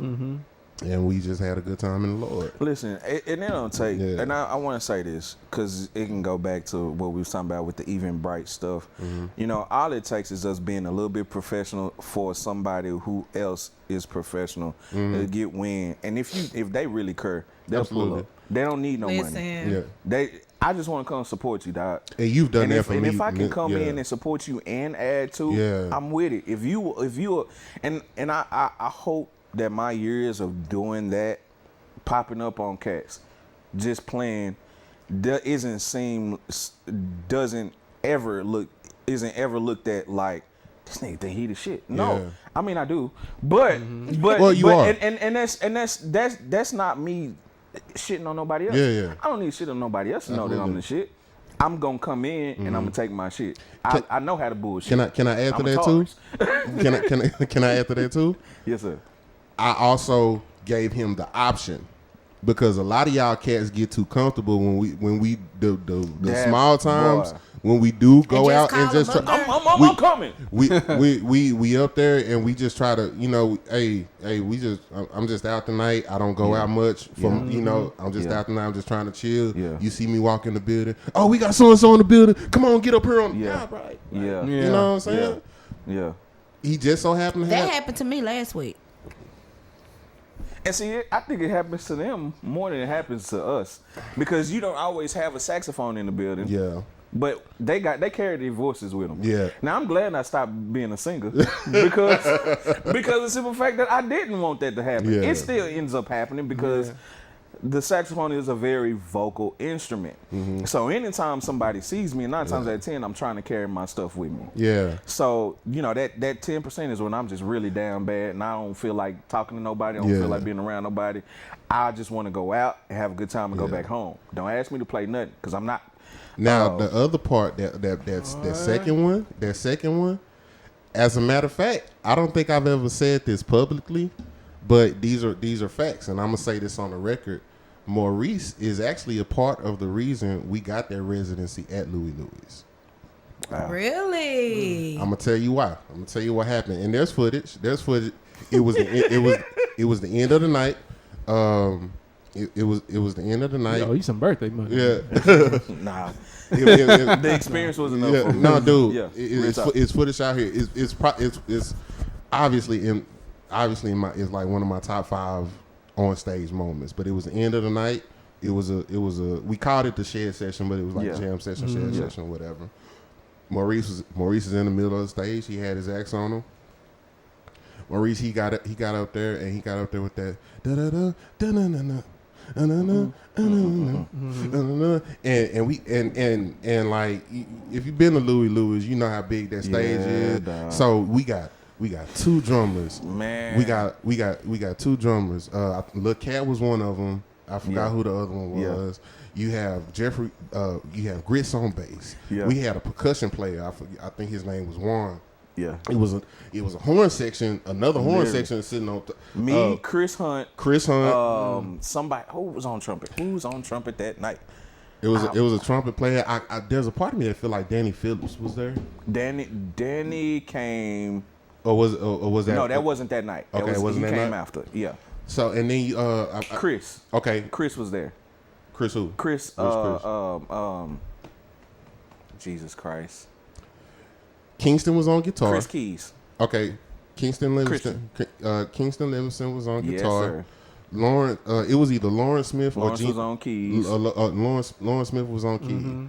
So you have this, you damn near a orchestra. We've sang and so good. And this is the last. This is like the last moment of the night. Yeah. And this was so the thing about it, how the whole Louis thing came about was. I'm gonna try to get a short version of the story. The owner wanted 2 bands. and they was trying to pay each band $250 a piece. So that was. They didn't even want a trio, deep. huh? They was trying to pay. Shout out to Louis though. Shout out to them. Yeah. It was. I'm gonna come up with an alias for them later, but now so each band was Johnson. They Johnson Johnson. The L's I took. The L's I took. So I was playing the L's I took, but now so they want to do a band. They wanted to get 2, and so one of them was Funk Your Feelings, and the other one was the band that Dariel had. I called because at the time me and Dariel are cool. Not beefing with Buddy, but I don't fool with him now. Yeah. I called him and I was like, "Hey, bro, look, how about we do this? Yeah. How about we put a band together with a dual drummer situation, and we just put that money together, and let's not just do a performance. Let's just do a shed session, not a jam session. Yeah, because." We all grew up on shed sessions, and we all we all know how important shed sessions were to us. So my thing was like, yo, let's let the public see what a shed session is. That part. Because I always say shed sessions are different from jam sessions. They are. Jam sessions are more organized. Yeah. Shed session, I can stop and say, hold on, how you do that? What you do? And I wanted to do something where we can bring that to the public eye. Yeah. Right? So that night, we did that. Maurice came when he came. It was toward the end of the night. He pulled up. You know, I said, hey, bro, do you? He did his thing. Got 2 drummers there. I'm doing my music director thing. The crowd is stupid. The crowd is going ape shit. The owner is there. The owner is there. I get off stage. He pulled me to the side. He was like, the owner, his name is Ronnie. He said, I think I want this every Sunday. I said, hold on, wait. I got a microphone. I said, hold on. It was almost like I remember that, dog. It was almost like a movie. No, like, it literally felt like you know when somebody get that testimony in church and they testimony. Like, hold on, what did you say? What the Lord do? Come on, Peter, pop out. What the Lord do? You know what I'm saying? Then Ronnie got on stage. I was like, hey, tell them what you just told me. I think we're going to do this every Sunday. Yeah. Everybody got I said crunk. I just showed my age just now. Everybody. Crunk.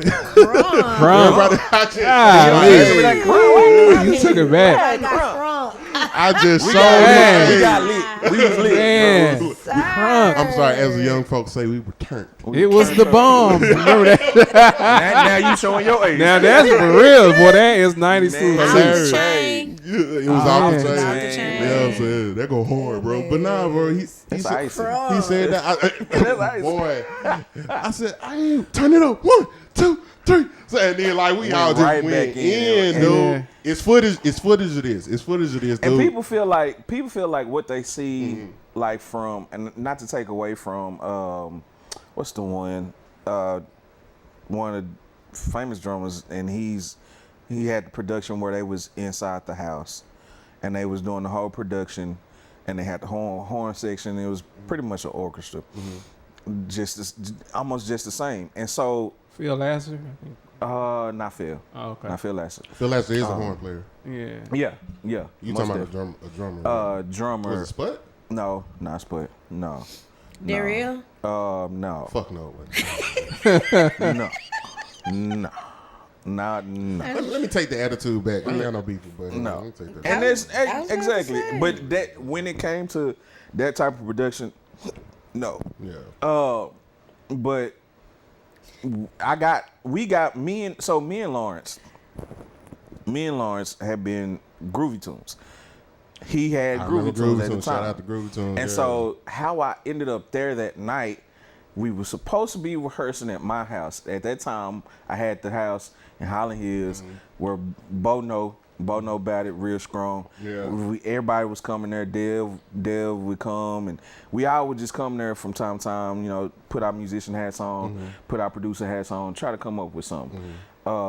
And you know, from that, me and Lawrence had already built the repertoire. So that night, I think you had called him out, and I was like, bro, I need something to do tonight. Like, I need to get out the house. You know, cause he was on the squad at that time. And he was like, bro, just come on through. Because we was doing Black Canvas at the time. I remember. And I wanted to ask you about Black Canvas. And so I came through. Because it's something totally different now, kind of. Yeah. We'll talk about it in a second. Yeah, Go ahead. yeah. Go ahead. And so I ended up coming and I ended up going and we ain't got to pause. No, no more. Yeah. So I ended up going and I'm outside more. smoking. Yeah. You know what I'm saying? I'm chiefing and I'm like, you know, it sounds real good in there. Let me go ahead and head in. Cause Saucer is on the other side playing, and I'm like, all right, cool. You know, I like salsa. I love a good, you know. Yeah. So I'm like, but my bro has told me to come over. Let me not be anti. Yeah. I'm coming over. I'm sitting at first. Then I see you, familiar face. I see Lawrence. I see everybody on stage. I see the horn section. Once I saw the horn section, I was like, Bet. let's go. Yeah.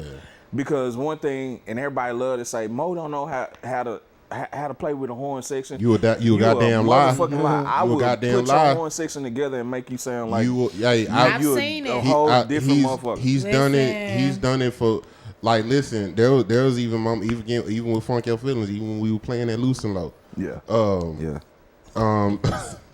Even when you playing there, like yo, I would have these dudes, but it's like it's kind of a respect thing. Now Maurice, while he's confident in himself, he's definitely he shows. Yeah. I don't want to say humility, but he shows respect. The reason I want to say humility is because people misconstrue that word real hard.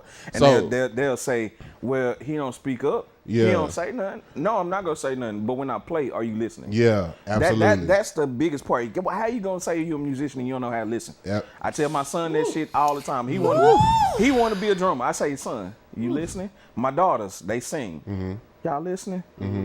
It's my nephew, my nephews and nieces. Y'all listening? My mama used to tell me that all the time. You listening?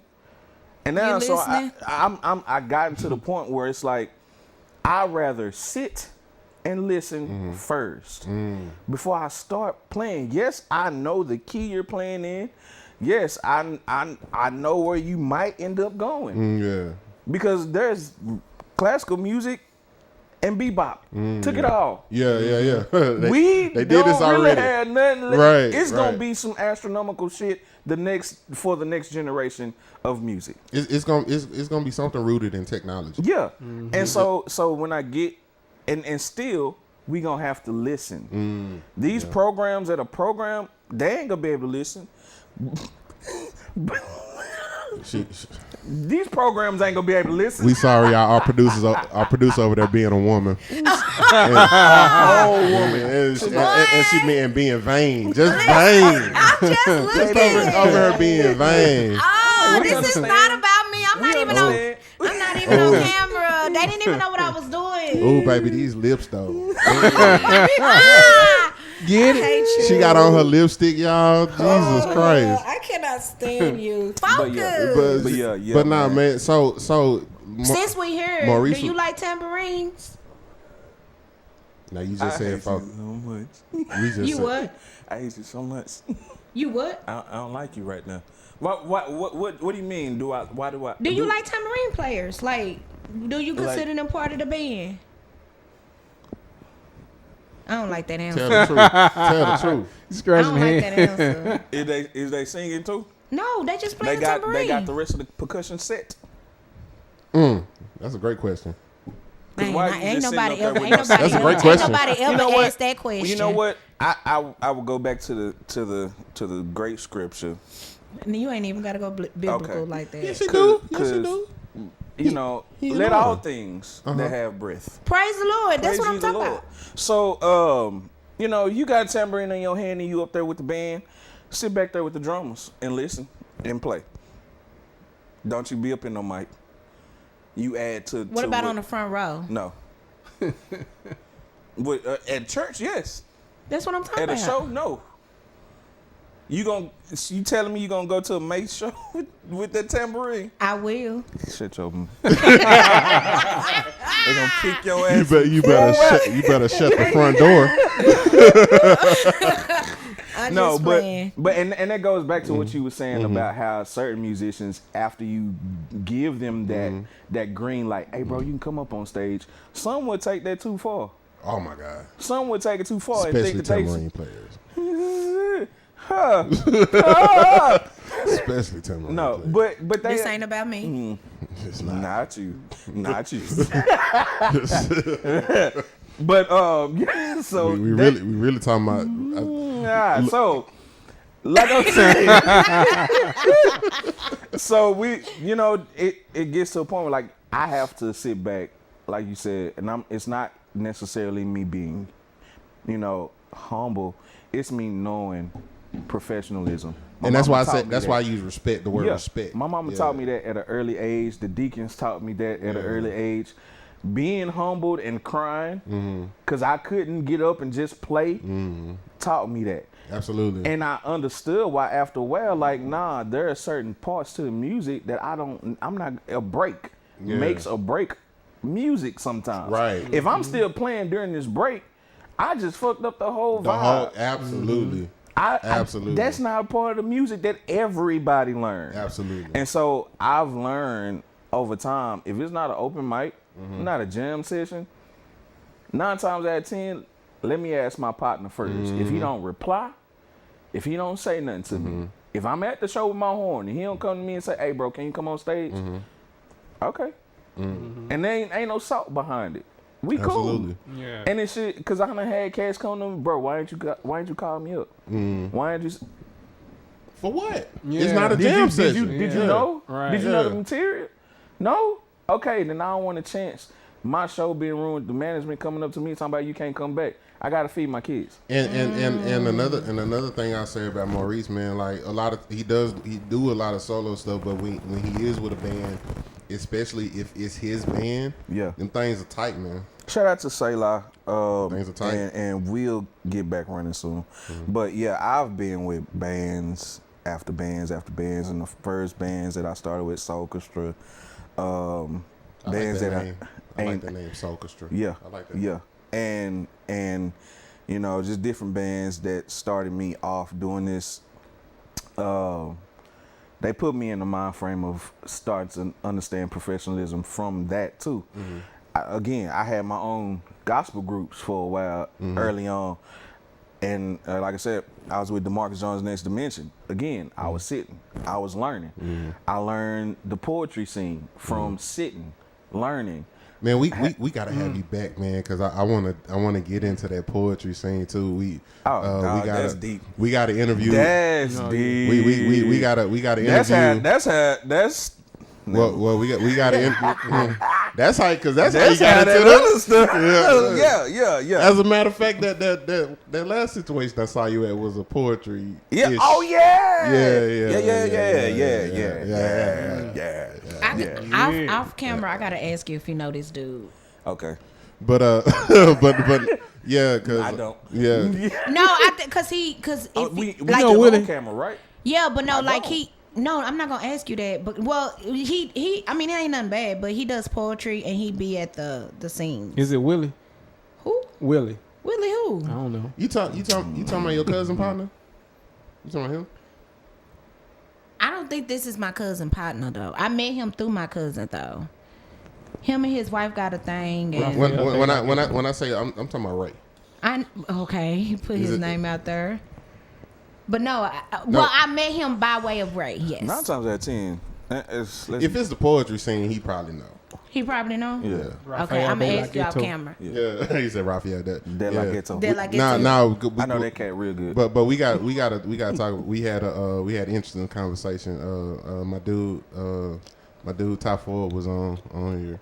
Yes, and sir. We had an interesting conversation about poetry. He is one of the pioneers of the Dallas poetry scene. Poetry and the theater arts.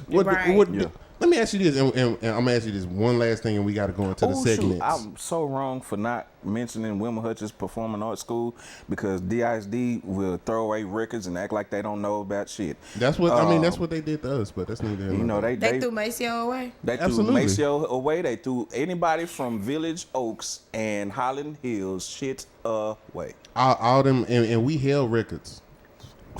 We held like when it came to performing arts, when nobody really fucking with Maceo. Man. Last question. It's about to get. Mel Johnson gonna come. hey, what y'all doing tonight? What y'all talking about? So, anyway, go ahead, bro. Go ahead. But now, before we get into the segment, did you ever were you ever part of Ty's poetic wine cellar scene? Did you ever get? So when he got to Ellaby's, I got to do one of the last ones. Oh, okay, yeah, okay. That must have been like an anniversary type thing. Yes. Okay. Yes. Yeah. Okay. Yes. Yeah, because I linked up with Ty back. This is back. I was still in high school. I wasn't even supposed to. He wasn't even supposed to be old there. Enough to be in Fast tail. We all. I mean. Yeah. Praise the Lord. Segments. We got a couple of recurring segments that we like to ask. that we like to ask our guests, man. The first one we're gonna start with is top 5. Okay. You, especially in the street performer scene, especially in. What did he? Hey, say that again in the mic. Hold on. We gonna start. We gonna make that one. Go top 5. Top 5. Oh, top 5. Dog. We gonna play song that intro. We gonna play that as a soundbite. Oh man.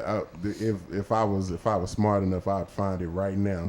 Hold on. Wait. No. Hold on. You gotta show the people too. Nah, I ain't gonna show them. They gonna know who it is. If they listen. We not gonna be able to hear it. If they listen.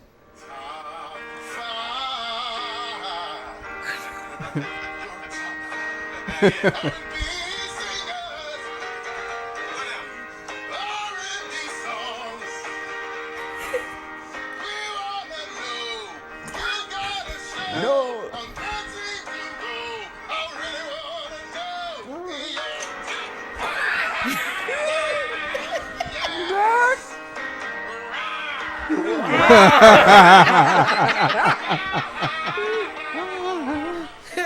Top 5. Top five. Fuck that. That is gonna be the theme song. We're doing that every week. I'm sorry. Week? Every week we're doing that. Okay. As a matter of fact, Lou, we might need to put this in the shit. But Yeah. but nah. So top five. I wanna ask, what are the top five? What are your top five least favorite requests? Ooh. Now they don't have to be in order or anything, but Not in order? Yeah, they don't have to be in order. But what, like, when people ask you, "Oh, play this song," what's the least favorite of yours? Oh man, my least favorite. And Mr. for Magic. years I have been saying. No, and to be honest, let me say this: I love Mr. Magic for so many reasons. That dude there understood groove. Yeah. Grover Washington really understood groove as a saxophonist, and something about him and Coltrane that understood groove beyond the spectrum of just regular grooving. Like, those cats understood that. Miles Davis is another cat, but top five least favorite. What songs you hate playing? I can mention two. By request. I can mention one, for sure. Careless Whisper. And that's because of sexy sax man, whoever that is. I don't know his name like that. But ever since him, going around different places, popping up, and like that. I mean, okay, do that, but kill it. And when he started it, he wasn't killing. But once he got to you could tell his development throughout that time. I don't know if he was just playing those intervals that got him to understand the music better. But the cat ended up, if you go through all those slew of music that he pop-ups that he did, at the end, by the end of that, when he started getting knocked around by security, he was actually playing something for real. And so that's a nice groove song too. But because of that and the way that people have that understanding of thinking that that's music and that's musicians and street musicians when you see them, it becomes a problem. Yeah. And I'm like, because people start requesting that song. Yeah, play it like that. No. Don't play it like that. Don't play it with a groove. Don't do that. Don't play it like a melody. It's a melody. But I think part of it is the fact that song has kind of become a joke. Yeah. Yeah, you know. And it's unfortunate. It's really unfortunate because, while it was used to get people to smile, people then took what that young man was doing as a joke. Yeah. And thinking, oh, okay, well, and so back to Reputation, that man probably can't get on stage for nothing. Or it's probably taking him time to get. Just like Dallon. Yeah. Just like Dallon. Real talk. Like even though it's still funny to this day. It's still funny, but Dallon he recently did an interview. He was like, bro, Dave Chappelle killed my career. And I was like, probably. No. Yeah, but did you do it yourself? True. And did you not? My thing is, come back. True. Even if I do a bit, wherever I do a bit, I'm gonna come back and rectify or try to help you understand. Hey, that's not necessarily what I was getting at. Here you go. I got you. Here's what you really need. All right, so you got four more. Least favorite request. Outside of that, I really don't have a least favorite because I like to tweak them and make them. If it ain't my favorite, it's gonna be okay. If you can't tweak it, if I can't tweak it, if I gotta play it the regular way, like Tennessee whiskey, you can kiss my ass. Tennessee whiskey, because I'm every time I'm gonna go right back to the blues and do the original. So yeah, and that's how I feel about that. Can We Talk is not one of my favorites. Because it is one of my favorites, especially to actually perform if I'm performing it. But if I just gotta play that joint, I don't want to play it no more. Top five, you know what? You asked me least favorite requests, but songs that we need to stop putting in our repertoires every damn time we hit the stage. Okay. R&B soul acts. You changed your whole question. I did. It's his birthday. I'll allow it. Okay. Tennessee Whiskey. George Michael for y'all, because I know y'all put the net in y'all set. Which George Michael tune? The Careless Whisper. Oh, okay, gotcha. Yeah, kill that joint. Don't kill it, just remix it. Do something better. Can we talk SWV week? Damn, I only got 4. Those are my only 4. The way. The way. Get rid of it. No, because Jill is still moving. Jill is moving, but the way has gone. Stopped, huh? Now The way has gone. Move the way out the way. The way It's out the way. Now I'm sick of it. I'm gonna say this. I'm gonna say this for and the people are talking. It's not just us musicians saying that shit no more. Right. It's your everyday listener. Yeah. Is now like, bro, we've heard it 1,000. There's Do something else. do something else. else, bro. Like, T-Pain. or at Yeah. least Add do a that to your shit. mashup. Do something. The one thing that I say this because I know, and I want to put it. I'm glad this is on record. Yeah. But one thing that I will admonish about the women that have produced my children, they understand music, so I get to have certain conversations like this with them. That's sweet. 2 of them are singers. My first baby, my first baby, her mama is a singer. She sang with me in Next Dimension with DeMarcus Jones. Dope. Everybody know Mandy. Yeah. Powerhouse. Again, mashups is her thing.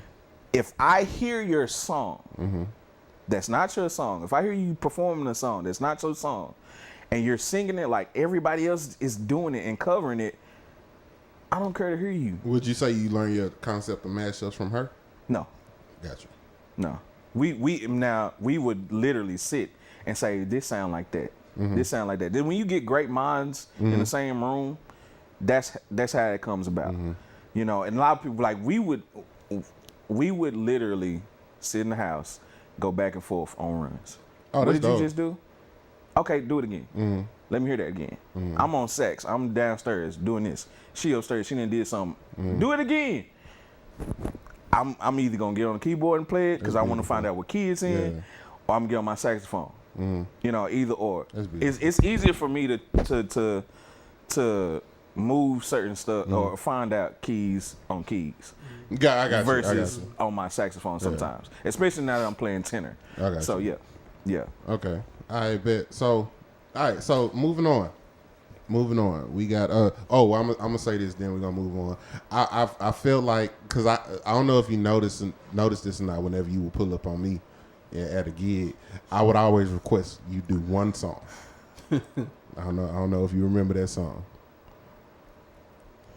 That's Usher. 7 o'clock, drop top, cruising the street. That's listen, crazy. I never. That's crazy. But the only reason I did it is because I heard you play it one time, and I saw what it did to the crowd. Yeah. And I was like, yo. So he would come to Lose Some Low. He would come to, I was like, hey man, do that one joint, do that one. He'll start off playing something, I get in this, hey bro, do that one joint. And I kid you not, like you asked me that question earlier. Do I get certain things from Nice and Slow? That's the song. Nice and Slow.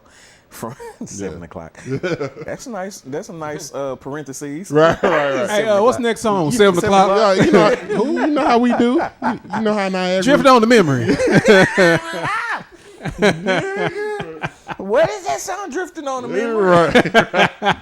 You can't remember the song, huh? Right. That memory, that's where you're drifting. But the mashups themselves, I would say the king of mashups in Dallas, the queen of mashups in Dallas, Drea. Drea she will mash up a song and make that mug sound like butter.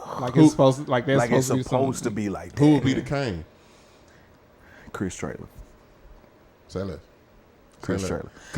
Cause I have royalty, but he got that from Chris Trailer, and I would definitely say Polo the Vibe.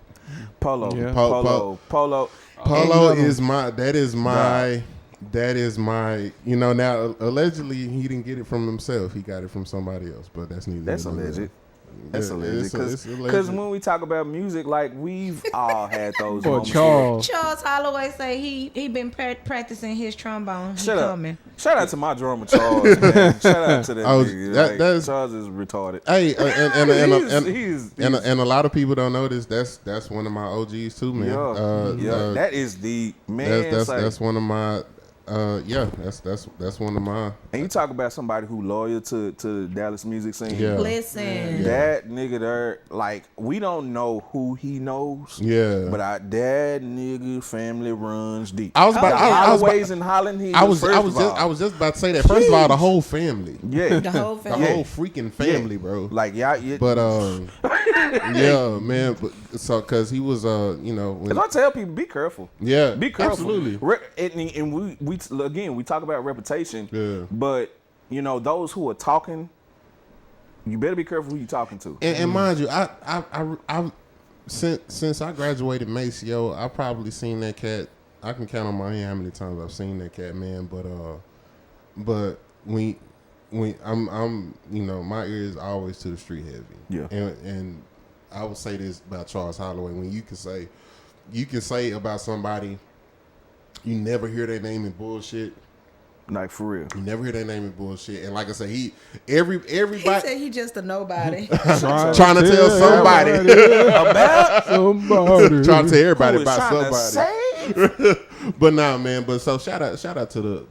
As a matter of fact, I think that'll be a good interview on the podcast. Honestly, because I was telling y'all, he the plug too. Man. Charles is the plug. Yeah, man. I think Charles is. Charles. So man, I was just thinking Charles Holloway would be a good plug in to put on the podcast. Okay, we about to turn your mic off in a second. So DFW Shed Sessions gonna have to do a big shed session. You talking too much. I'm sorry. You talking. Being said earlier. Ben said earlier you talking too much. I'm talking too much. You don't know what we got in the bag. My bad. You don't know what we got in the bag. Hey, we got to move on. We got to move. My producer telling me we got to move on. Trying to get some chicken nuggets. Hey, man. I'm just saying. I'm fluffy. Let me go I'm get you some of them. Some chicken nuggets. Some of them Whataburger water wings. Playing, first of all, those are not wings, those are nuggets. And I hate the fact. I hate Whataburger talking about water wings. These are not wings. I saw that nuggets. Are they good? They are not wings. Are they nuggets? Are they like chicken, popcorn chicken and stuff like that? Yes, they nuggets. They are not wings, bro. Yeah. I saw that. Stop it. I don't think I want that. Y'all doing what's In and Out did to us when they got here. No, first of all, nobody eats In and Out. Don't what? Nobody eats In and Out. Nobody. Nobody in their right mind, at least. And anybody from Cali. Charles, don't play, because we'll get you on the schedule real talk. Yeah, Charles. We'll get you on the schedule real talk. Charles. Yeah, man. Charles is on the drums in the video with Selah at Freeman when we did Hours and Hours. Mm-hmm. And I'm in the crowd doing crowd work. Mm-hmm. And that food is you gotta come back because I don't think we've ever really dove into the concept of crowd work as a musician. No. Not now. We don't have the time. We don't. You gonna come back. We don't. Our next. We gonna do a part 2. Absolutely. Part 2. Absolutely. You I feel like definitely boosting coming that. back. Absolutely. I feel like boosting that. Absolutely. You, for the free. All right. So this next one, we call this one. We call this one playing. Oh man. We really should do like a panel. That's you talk. I'm talking too much. Well. Okay. So y'all keep pushing me. The spirit keep pulling on your noise. Is what it is. So for a lot of people don't know. DFW Shed Sessions. That was actually the concept. Can y'all tell us how DFW Shed Sessions really came about? We got to get into the segments. Yeah. Because there's. Or you can talk. You talking about the podcast or DFW Shed Sessions alone? DFW Shed Sessions alone. Well, just the first book, because are you talking about the group? So, from what I remember, I came in when Ben introduced me at the 411 days. Okay, so At the little house. I'm gonna give you Turned I'm gonna give you a very whatever it was. I'm gonna give you Crash course. I'm gonna give you a very short, and then we gotta get into part 2. Okay. I'm a very short, and Luke can correct me if I'm wrong, but I think my version will be shorter than yours. Okay. So long story short, there was a riff. There was a riff between the Dallas music scene and the Fort Worth music scene. There was a riff. Ben Parker and Lucius. Well, it started off at somebody had another group called Fort Worth's Finest. Fort Worth's I remember that. Finest. Somebody had a group called Fort Worth's Finest. I'm not sure if Dallas had anything or not, but yeah. So anyway, Dallas Finest. Anyway, Ben Parker and Lou had a relationship, and they were like, "Yo, we should do something about this riff between Dallas and Fort Worth musicians or whatever. We should get together and we should start having shed sessions. So we're going to create this group and we can start getting together shed sessions. That way the Dallas musicians and so Ben, you get all the Dallas people. Lou, you get all the Fort Worth people. We're going to start this group and, we're going to start networking and not necessarily networking, but trying to get together, see where we can have sheds. That's how it started. Then it wound up turning into a networking platform. You know what I'm saying? That's the short. That's the short version of it. That's the pretty much. That's the short version of how the group started. And I'm not going to elaborate because you said all that I asked. I'll elaborate it another time because you said we got other segments. We got other segments. We call this one playing in the wrong key. We call this one playing in the wrong key. So and this is our version of what's grinding your gears or whatever. So what's playing in the wrong key for Maurice Curtis? Not enough networking. Not enough networking. Unpack that. Yes, please. And for somebody who sits up under a rock, because I watch, I listen, and I'm speaking to this to y'all. I watch and I listen. Give him his angle, man.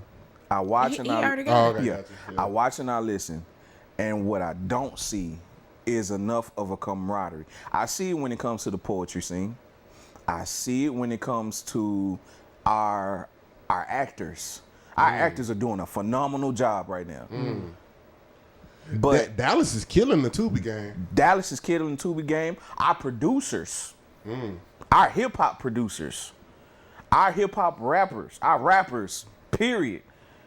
They've understood. Us musicians, we still trying to. Where can we get back? When we gonna get back to the DFW shed sessions that came together when we did what we did at 411? Where is that at again? That's what we're missing. That's what's grinding my gears because I have little folks. I have people asking me all the time, where the musicians go? Where are the musicians going? I can't tell them nothing but Freeman. And right now, a lot of folks got angst with that. So I don't want to send my people over there. Again, my name is attached, but I've always sent them over there. As soon as they ask me, Freeman is one of the first places I say. What did he say? Willie Lynch's? I wasn't gonna say it. No, for real. And I wasn't gonna say it. I'm sorry, it was done for me. Listen, before I got here, I'm and again, I love to shout out. So shout out to my old lady.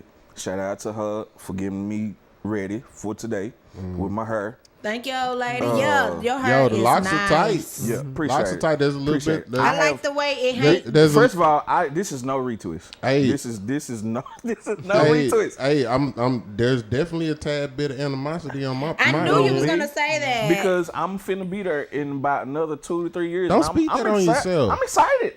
I've Don't never speak been. that on yourself. Everybody in this room got here but me. I want to try it. I might, I'm not going back once I try it. Probably more times than not. I just cut mine off. I'm gonna tell. Shut up. I did. Shut up. I did. I'm gonna tell you this. I'm gonna Under tell you this this. wig. I'm gonna tell you this. She did a big chop. I did. I'm gonna tell you this. That's not the first time though. No, the first time he actually cut me bald. He took all my hair off. She asked me to. You so nice. Yeah, well, I wouldn't. Obviously, I had I experience. wouldn't. Go to your girl. You said what? Go to your homegirl. I had experience. I don't have. Yeah, but I'm gonna tell you what happened to me. but I'm gonna tell you what happened to me. I'm gonna tell you what happened to me. So be careful with that. You know, in the 2 or 3 year shit. I'm gonna tell you what happened to me because I had hair. All right, Did you have braids? Listen, Did he? Listen, Didn't you? listen, You had braids? listen. I don't remember that. Maurice, he's. It was a very, very, very short period of time. You had braids? I had when I was not at hold homes on. you didn't. No, listen to me. This is what would happen. When we was at homes, chicks would braid my hair. For real? Chicks would braid my hair, y'all remember braid? but I would Hair. but I Oh, he took that literally. But no. So chicks would braid my hair, but I wouldn't. I bet they were. But I wasn't allowed to have braids. I wasn't allowed to have braids at the crib. So they like during class, Take they'll it be- right back out. I would have to take it right back out. Yeah. I don't remember you having braids. That's say. Man, I really don't remember you having hair. Listen, DeMarcus Jones had her. Yeah, DeMarcus Jones had her. you know what I'm saying. So what I did was I think I'm probably around like let's say around 22, 23. I wanted to shave my head on some like I want to be on my suave debonair shit. I feel you on that. You know, whatever. So I was like, yeah, I'm just gonna go bald. Fuck it. Like, can we talk about something else? Do we have another subject? We got one more. Okay, I'm gonna wait then. All right. Well, but I just wanted to be on my suave debonair shit, and I was like, yeah. So I actually want my my dream and my goal was to have locks. I wanted locks. That wasn't mine. And no, Mine happened because my pappy passed. It was for and it was for the dumbest reason. Mine was for the dumbest reason. Mine was because I just wanted the experience of being in. Aaron said, Aaron said, I keep telling him if Chico Bean can do it, he can. You can kiss my grow it ass. out. You can kiss my ass. You She said, grow it out, boo. You kiss my ass. You kiss my ass. No. Stupid. No. Yes, so that is funny. then I was like, If you do it, I'm gonna start calling you Chico Bean. so then I was like, you know what? I was like, I'm tired of the bald look. I'm tired of the bald look. We're gonna Now talk about that too. We're gonna talk about them too. I was like, yeah, you know what? I'm tired of the bald look. I'm ready to grow my locks. The Lord said nay. And took it all away from you. But see, He my said thing nay. is- But And now I gotta if I let this shit go, I gotta hold Georgia. I gotta hold Uncle Phil, bro. But It's a whole the Uncle thing Phil. about it is, So It's a cute my Uncle time has Phil. passed. Y'all can kiss my ass. It's a cute My Uncle time has Phil. passed. It's a cute Uncle Phil. once you start going there, it's hard. I need to get shave those, now. It's hard to get Let me those see. back. Huh? Let me see. Go ahead. Nah, we ain't gonna do that. Go ahead. We ain't gonna do I show you yours. You know if what you he show knew? me. I show you mine if you show. that. Get on camera. Heck no. No. You get on camera and we'll both No. take our caps off. No. Leave my cap alone. You don't care. I like your cap. Fuck it, we on live. We on live. Fuck Thank it. you. We on live. Fuck it. We on No. Come on. Jay. Okay. You finna take your drink away. Thank you. You know what I'm saying? Last appreciate y'all just tuning in. We just bullshit. I mean, really. Yeah. We done this is deviated great. so This is far. great. Thank y'all. Hey, no, thank y'all you. again, for Thank real. you. Yeah. Last segment, gig tales. Oh, Good, Lord. bad, ugly, or indifferent. What's that one gig story that you got that you can talk about? That you want to talk about? Good, bad, ugly, Or indifferent. Not all in one, I'm just saying. Cause that's what it sounded like to me. No, I'm saying. I was trying to find I'm one. saying. Aaron said take it off. I'm saying if it's good, if it's He good, gonna ignore that. if it's good, or if it's bad, or if it's ugly. Good. I want to say this. No. Okay, hold on. Let me make sure because I'm only saying tell one story. Oh, you only saying tell what one. I'm saying is whatever kind of story it is, you can talk about it. That's what I'm saying. It's my birthday, so I'm gonna stay positive. Okay. Or not. Let that man stay positive. Oh, okay. Let that young man stay positive. Listen, Go ahead.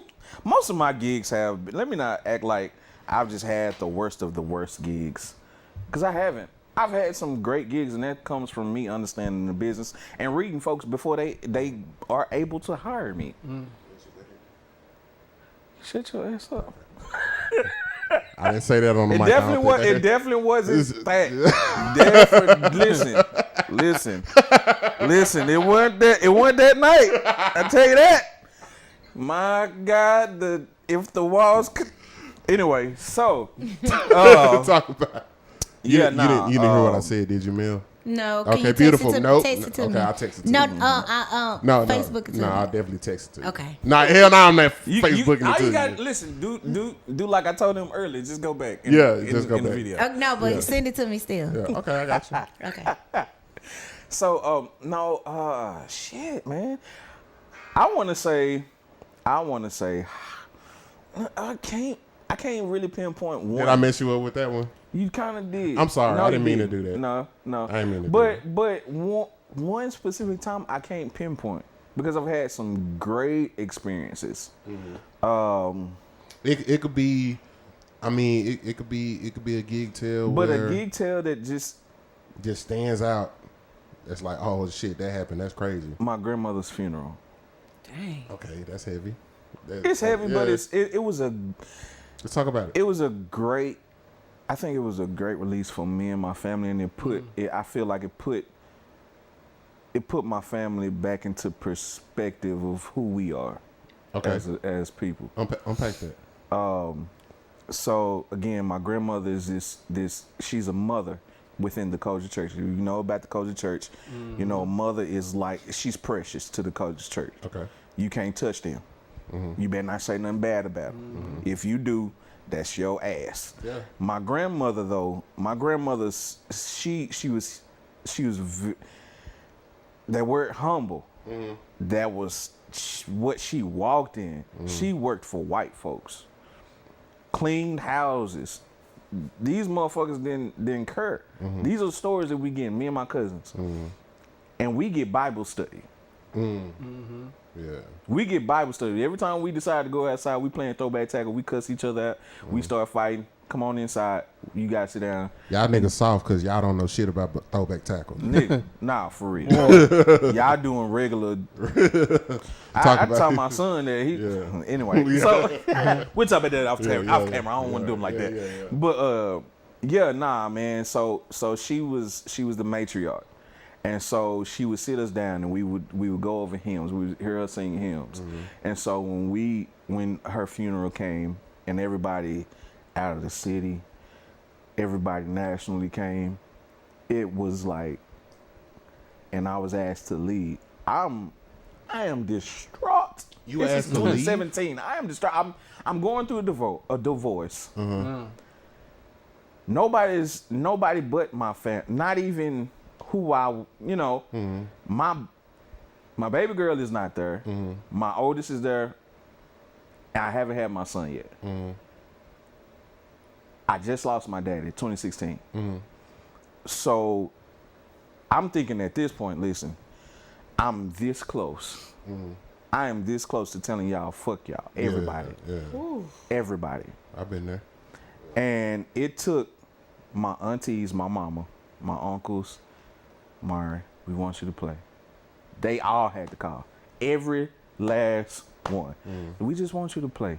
You don't have. You can say no. Mm. And I would say this. I'm good for not saying something back. Mm, I will Aaron Weaver your ass. Yeah. Yes. Because I don't. And that is a thing. Mr. Music and Mr. Mo Music.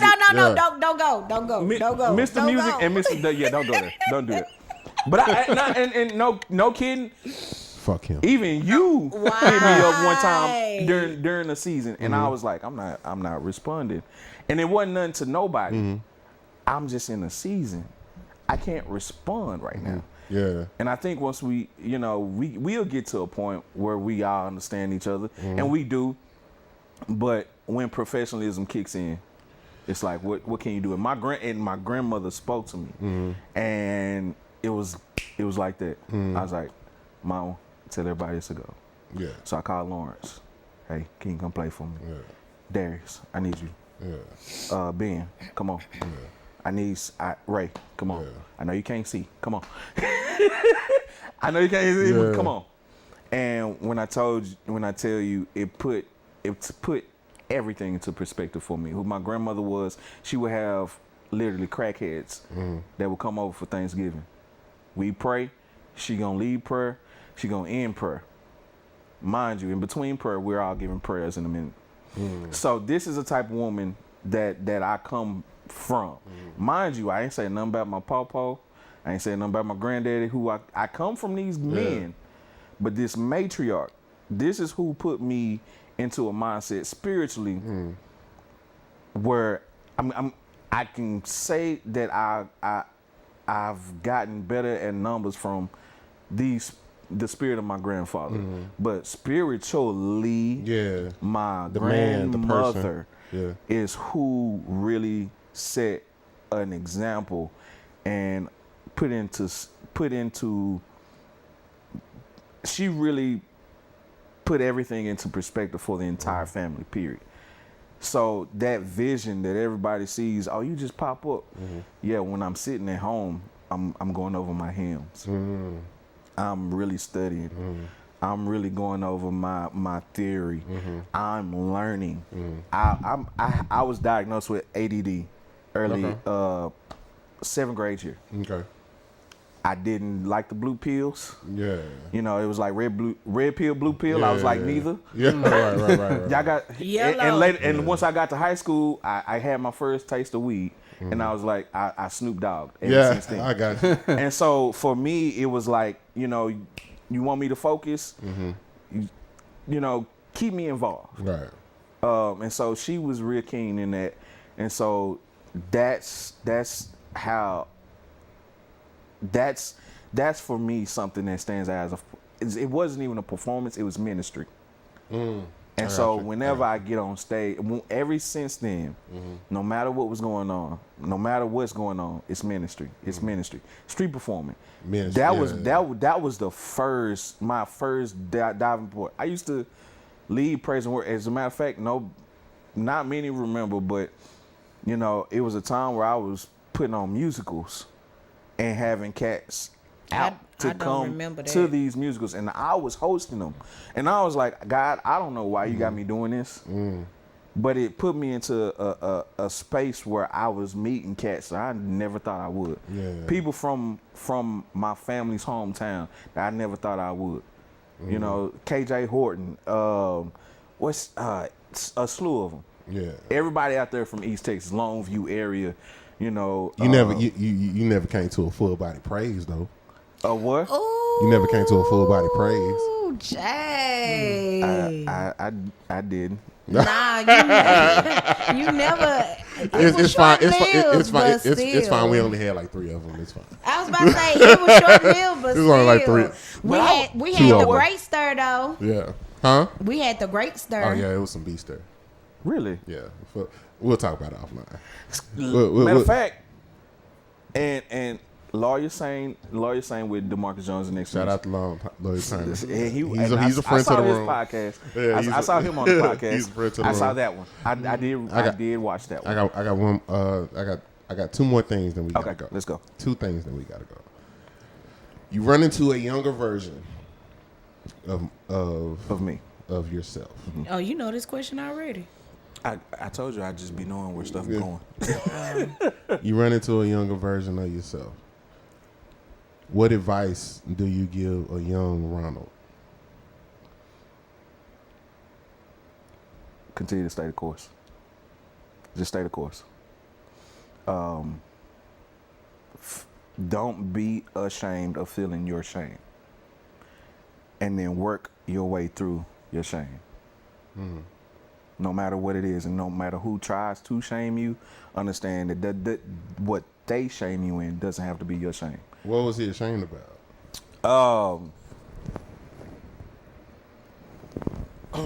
That's a great question. Not being fearful. Okay. I was ashamed of not being fearful. I always wondered, why am I going into this setting? Why do I go into this setting and I don't feel fearful? I'm going into a straight ahead jazz setting. My theory ain't A1. My straight ahead jazz knowledge is not A1. But I'm going in here with all that I have. I ain't scared of nobody. I ain't scared of nobody. Yeah. You can put me, and I tell anybody this, who I consider beasts, D. Anthony. I remember it like it was yesterday. I guess I'm kind of piggybacking to the last segment or the last question that you had. D. Anthony, Chris Mitchell, myself, R.I.P. Dominic Hill. Okay. We're all in the same setting. 4 saxophones. We're all in the same setting. 411. DFW shared sessions. We going at it. Back and forth. Back and forth. We trading 4s. Back and forth. Back and forth. Then we start trading 2s. Then we start trading 1s. I love that. Oh, I love that. I love that. Yeah. Negro, when I tell you, I said, I'm okay with this. Yeah. If I take an L here tonight, I take that L. And it's not taking the L. Yeah. I understand this is me learning. The L is me learning. Growing. The L is this is learning, me having to be in this. Because if you go back to the bebop era, Kansas City, Missouri, they had a house. Shout out to AC3 Enterprises, Herschel, Cooper. Appreciate you, big bro. He would have me out there, and he put me on. He showed me where the spot was. Said that house right up that hill, that's where they used to be at.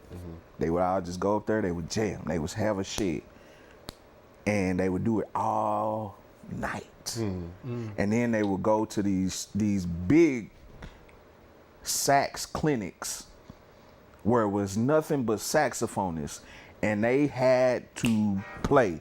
And now when I say they had to play, everybody and their mama was coming through this. If you wanted to be on, at this time, jazz is what? The biggest shit. So if you want to get ahead, you can't play blues. Yeah. You can't play rock. You got to play what we playing. You got to play what we playing. Yeah. And so, hearing those stories, it's like, oh, shoot, why am I tripping? I'm gonna break through at some point. To know that these cats was cats that folks threw stuff at too. Yeah. Okay, bet. Why am I being scared? So let me ask you this. That's the advice that you would give him. Yes. So it's the same. Yes. What would he say in rebuttal or in return to you now? In rebut. The type of person that he was back then, what would he say to what's But what if I'm not learning enough? That would be his question to you. Because I don't feel no shame. So even if you tell me to go and study this person tomorrow, well, I don't typically like to study everybody that everybody else is studying because I want to create my own sound. So, but what if I'm not learning enough? And that was my constant question. That's why I said that shame. Yeah. That's where that started to come in. So that humility, that's when I was like, all right, let me get out there. I got to be hands-on. That's how I learn. Let me get out there. If I don't, I'm a ADD this motherfucker until I don't have a gift anymore. So I'm going to be everywhere and nowhere at all. So actually popping up on y'all, that was me getting information. Shout out to I'm trying to think of his name right now and I can't, but he preceded most of us saxophonists. He was a Q, went to UNT, came back here, was still doing work. I cannot remember his name right now. That's trash. But anyway. Trash.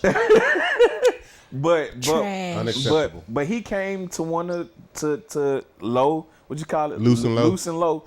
And when I tell you, he could tell us, and you did it too, where all of us saxophonists decided to come together, start playing again, which is what we need again. You know, the pandemic kind of screwed us, right?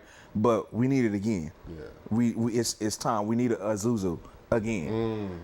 You know, and so you know where that type of camaraderie comes with that learning. You get that learning. You get to understand what real music is, and that's from there's nothing here yet.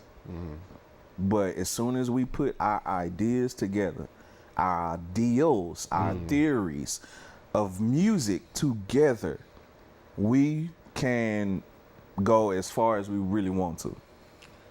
Maurice, so we told you that you were here for an interview, and we did not lie to you. No. However, that is not the only reason. Because we're not liars. However, that is not the only reason that you're here. We also want to take a second and give you your flowers. Thank you, bro. Now, we don't have the budget to give you real flowers, nor do we have the budget to give you fake ones. But The first guest was just laughing. I'm sorry. That's so hilarious. But you got some drink over there. Listen, these are some great flowers. Hennerade, man. Hey, listen, Hennerade. I like flowers. Got flowers in the cup. Listen, on the flowers. rocks. And it was just by happenstance. It's your birthday, and again, for those of y'all that's still watching, his thank you for staying with us.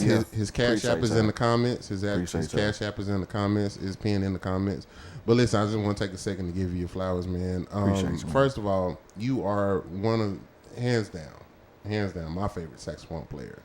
In I don't know many, so I know quite a few. That's a problem. I know quite a few. But you're number one out of all of the ones I know. Thank you. Now listen, when you're on stage as a musician, when you're on stage, first of all, the decisions that you make as a saxophone player, you are one of those people who really know your instrument. You know your instrument hands down. First of all, second of all, I have never known you to be anything outside of a solid dude. Appreciate it. Regardless, you know, people gonna say what they say. Of course. Regardless the reason they say what they say. Of course. It could be out of bitterness. It could be out of hate. Erin said definitely her favorite. It could be out of hate. It could be out of You're my favorite next to Chris Hunt or Mitchell? Mitchell. Okay. Definitely not. You like That's Mark Ayer's family. She likes long notes. Definitely not. Well, no. Okay, so to be honest, I grew up. He used to come. Don't do him. Don't do him. No, we not. Listen. When we had all the church programs, my Aunt Margot would invite Chris to come and do the church solos. Yes. So leave him alone. Shout out to Chris Mitchell, man. Yes. I did sax in this. We did Pause. sax in this. Stop. This is about your flowers and not anybody else. You're right. Yeah, you can say that after if you want to, but we got to take a second to give you your flowers. Yeah, all your poinsettias. As a fuck, cause stop playing. No, they real Christmassy. Go hard. We don't do roses They over do here. go hard. But now, cause roses really smell like boo boo. But anyway, but now on a serious tip, regardless what anybody say for the reason what they say, me personally, have never known you to be anything other than a solid individual. Appreciate it, man. You solid too. Thank you, Lee. That was number 2. Yeah. I'm a foodie. Listen. Pause for a second, because I'm not done giving you your flowers. You're not gonna disrespect me respecting you. You right. So don't You're not do gonna it. disrespect me respecting you. Yeah. So because we way over time and I I'm also trying to get through it, but niggas keep interrupting me. Okay, sorry. I gotta get that man his flowers. You know what I'm saying? Also with that being said, the support factor that you have, man, and I also know, Buddy is a musician. This man is a musician, man. So musicians, like when musicians complain about other musicians not coming to their gigs, it's weird to me. Facts. Because it's like, yo, I'm working too. I'm like our days. Let's just talk about the prime days: Friday, Saturday, Sunday. Our prime days are Friday, Saturday, and Sunday. At those. By the way, I'm working between that time. You know what I'm saying? Monday, sometimes Monday, but Tuesday through all of that. Yeah. But if we're just talking about prime real estate for musicians, it's going to be Friday, Saturday, Sunday. Yeah. For some people, just Friday and Saturday. I'm probably others just Sunday. I'm shut up. That's listen. Shut your mouth. Listen. Willing worker. Go ahead. Go ahead. Listen. Go ahead. Listen. But listen. You know what I'm saying? So the fact that and I'm speaking this from experience, man. Yeah. You have taken time. Hey, I'm not working tonight. Let me go support my homie. Yeah. Let me go pull up on my homie. Yeah. I'm gonna bring my axe too. I might play it. I might not. Yeah. You know, that's my decision. Yeah. But if I do play it, I'm gonna do my good shit. Yeah. You know what I'm saying? Because I'm that nigga. Yeah. I'm gonna play it. I'm gonna do my good shit. Also, you know, but if I'm not playing, hey man, I'm just here to listen to my dope homie. Yes, sir. You know what I'm saying? Yes, you are one of those cats, man. Appreciate it. You are definitely one of those cats, man. You've been in the scene. You came up with the scene. You've watched the scene grow. You've been a part of the growth, man. And I just want to say thank you. Appreciate you. I want to say thank you. I genuinely appreciate you. I genuinely love you, bro. Love you too. I genuinely love you. We do not want you to stop. We do not want you to. You know what I'm saying? Of course, if you need to take a break, cool. Oh yeah. I mean, you've already taken a break. Mm-hmm. But we don't want you to stop. We want to keep. Excuse me. We want to keep hearing dope shit from you. Yes, sir. You gotta keep on going. Gotta keep on pushing. Keep on pushing. You know what I'm saying? But appreciate it, Charles. But yeah, man. But yeah, what Charles Holloway say? Charles said, "Bro is a genius on the sax, very musical, and for sure plays music. He makes it make sense." Absolutely. That goes back to what I was saying. No, seriously. That goes back to what I was saying about you know, he's a musician that makes good decisions. Musicians. I didn't go to Booker T. I didn't go to Booker T, but I went to Wilma Hutchins Performing Arts School.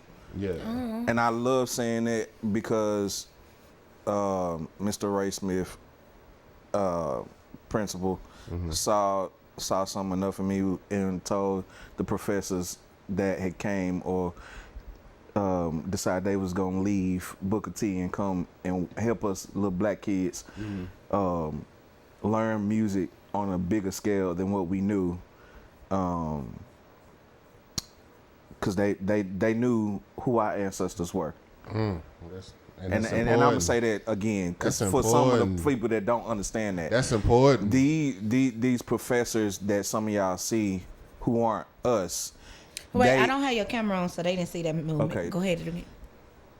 Those who are our brothers that understand us to a certain extent in music, they decided to teach us what some of our own wasn't teaching us.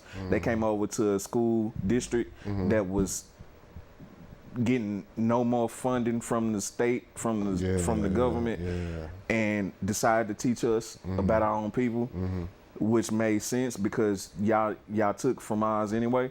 So let me know.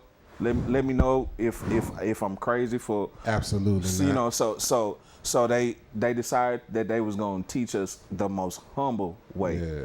And when I tell you, they still allowed us to be creative. Yeah. So while I was not at Booker T, I was at Wilma Hutchins Performing Arts School, and that's where a lot of my professionalism came. Shout out to those instructors, man, and Charles is on the line, so I know he can attest to this. So, cause for us, for me, it was Mr. Hendricks. I knew you was gonna bring him up. I got to Michael Hendricks. I would love to have him on the podcast one day. I don't know, Lou. You might have to sit that one out. It'll just be me and Mr. Hendricks. Is he in Dallas? Well, so he's back at Gremlin. Right. Okay. He's back at Grambling because he came from Grambling. Right. He came from Grambling, and then he taught us or whatever. And it's funny because you kind of know if you kind of know where your high school band teacher came from. Yep. Based and off most of them was Graham. so based off your marching style. Yeah. Yeah. Because they're going to bring that. So But you were telling me that I feel like this is going into a whole nother conversation, and I don't. It could be quick. It could be quick. I don't want to go there because I want my chicken nuggets. It could be quick. Okay. It could be quick. What's your question? You were telling me that you, as a drum major, me and my best friend sometimes go on like a whole tangent. As a drum, Jackson State. I was just about listen. Okay. Listen, So I'm talking about so it's tell them the top 3 for your Oak Cliff kids. Who were our top 3 HBCUs that we were looking to go to? Grand PV Southern. Every day. Grand PV Southern. But he co-signed Michael Hendricks is the best, absolutely. Okay, Charles. Charles also went there too. hey, listen. But that's real. That's real though. Listen, Mad that was Dog. a good time. My hey, listen, God, that was a good Mad time. Dog. Right, but anyway, so the reason Jackson State came into play for me is because so I was a drum major my senior year. Yeah. So me being me, we started looking at drum majors and stuff like that. So I'm looking at drum majors and stuff like that, and then I come across Jackson State, and I'm sorry, I don't care who you learn from, I don't care where you went, what your alma mater is, whatever. No college drum major, especially back then, was touching Jackson State. Still, to this day. I was about to say till this day. As a matter of fact, I think they got a white boy. I was just about to say white boy. I think they got a white boy now. Yeah. Nobody respectfully. I mean, to interrupt you. Imagine that was just specifically drum major. Yeah, right. Because AD was next. Yeah, AD was next over at Graham. Yeah, and then you had PV. Who was running, and they wasn't marching as hard, but those back bends, you want without a mace, okay, all right. Southern started doing it after, and it's like let's talk about it.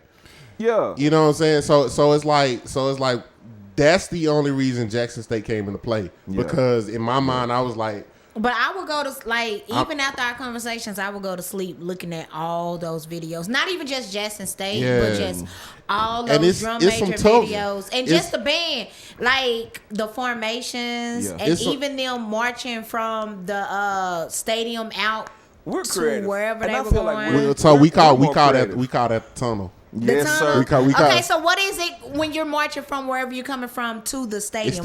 It's still the tunnel. Okay. I like watching those. Your drummers is gonna lead. I was in choir, y'all, so I wasn't in the band. Talk about it. They're gonna open up. The first people through is your woodwinds. Your woodwinds supposed to come through shaking ass. Because we ain't doing nothing else. We can't necessarily do nothing else. So we got to make noise somehow. So we got to shake. And you got most of the young ladies who is in there. So listen, y'all got to be moving. Because listen, I know your mom is in the stands. Yeah. I know you want to make her proud. You gotta want to be it. respectful, but you got to put it in. You gotta get it. Yeah. You got to get it in. Listen. And that's show band style, period. I love watching those videos. Listen, I will not take away from core style. I can't. I'm gonna tell you. I'm gonna tell you something about another thing that I loved about Mr. Hendricks because shout out to Dunbar. Yeah, by the way, I respect. Okay, shout out to Dunbar. They don't get enough. They don't get enough credit. I respected Dunbar. I respected Dunbar's drum majors too. Yeah, you know what I'm saying. But our main rival at that time, ours. I'm talking about ours at that time was Kimball. Who? Kimball. I'm gonna tell you why. Because Kimball had a run that year. Kimball had a run. I'm not gonna lie to you, and I forget who took over Kimball. I forget who took over Kimbo at that time. But Charles said PV, PV box box. right here. I enjoyed my college band. hey, and listen, every then all high y'all came home right to see the valley. and that's when everything happened. And that's when everything happened. Hey, but listen. Yeah. Hey, but listen. Even though I was supposed to go to Graham, Yeah. Had a full ride ready, and not all of that. I was supposed to go to Graham. But guess what? Damn near every high school in DISD, we was playing box shit. Mm-hmm. We was playing we was playing Suncoast. We was playing Sequence. We was playing Let's Get Funky. We was like these are all drum cadences. Charles will tell you. All these cadences I learned from him. Charles and Blue. Charles All right. But Charles Blue I got an interesting story on how I met No, Blue. you don't. Potato. It's not bad. All them cats, dude. It's not bad. It was a good one. It's a Highland Hills story. So my daddy moves into the Maurice, Champion homes. And I then told you before that I wanted some chicken nuggets. And then he was outside, he was playing his keyboard, and then I heard him, and I was like, I'm finna go find out who that is. And then 4 years later, he had me on, and I think you was there. I was looking like Denzel Washington with my hat on and a trench coat, and with my saxophone. Put a trench coat on. This was my first introduction to Maurice he wear what he want to wear. I do. He wear I'm what he silly want to wear. sometimes. I think it was one night we was at a Funk Your Feelings gig, and you came in there with something sparkly. It was probably I don't think peacock coat. I don't know. I don't think that was him. Because if No. you're not talking about that jacket, are you? Because if you talking about that not jacket, that jacket. No, it was an outfit. Okay, he 'cause just if you came talking in about there. that jacket, Maurice. It's something about Maurice outfits. When he come in, you know it's him. No, because I was about to say and somebody tag Mark Ayers. Tag Mark Ayers, Bo Dub. Don't tag him. Tag Dwayne We're Berry. gonna do a DFW. Man, part 3. There was this one night. There was this one night. My dude. It wasn't you, but my dude came in with a jacket. And when I say we roasted that jacket, we scored on. We didn't even score on him. We scored on the jacket. You can tell even though we musicians, we are artists. We scored on that jacket for a good hour and a half straight. Charles said, I didn't go to see the Valley. I just came up there, knocked some dudes out. Thank God for growth. Nigga, y'all niggas was wild. Were they wild? Marcus, Were they wild John. like that? Listen, I'm finna go. Yeah. Nah, I ain't gonna do that. But yeah. We got to do the part 2. Bro. We got to do the part 2. 3. Man. We got to part 3 too. Yeah. You know what I'm saying? Yeah, because this was we part was 2, way right? overtime. We should do part Way 3. overtime. We're in Listen. fifth quarter. Fifth I quarter. mean, That's we a whole went over nother. 3 hours. I say that. Hey, bro, because fifth Fourth. quarters. Oh, yeah. Since we, you know what? My bad. No, sir. No, sir. No. No. Because I was finna get on some I know venues you real was, quick. but can we cut some? And remember. some chicken nuggets? 4 quarter was. It was trash. I No. got a trash venue. Part 2.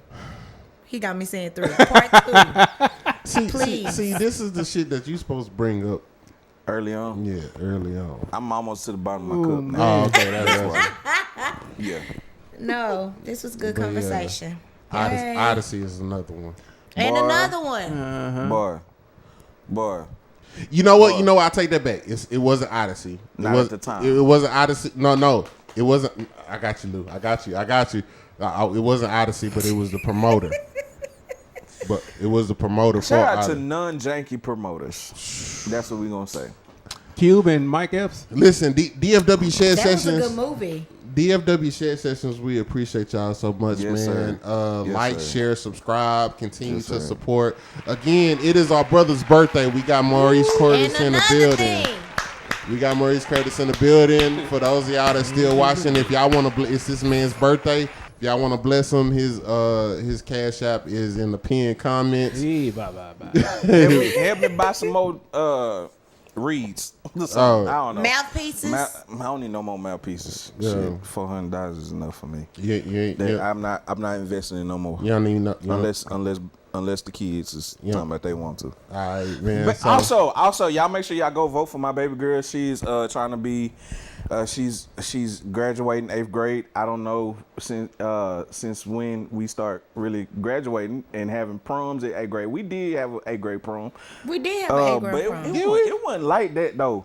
It wasn't like it is now. We did have an 8th grade prom. But shout out to her. It was like a Will. spring. Y'all go and vote for my baby. I don't remember. I don't remember 8th grade prom.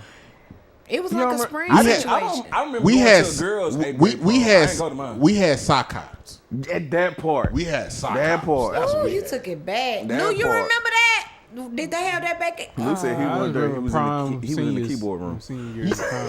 No, look. In all seriousness, y'all never had a sock hop. You don't know what a sock hop is? Fort Worth, bro. Now that I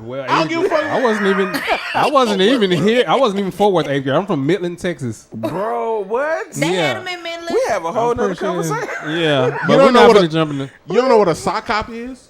Was that like a mini prom or something? Pre-prom?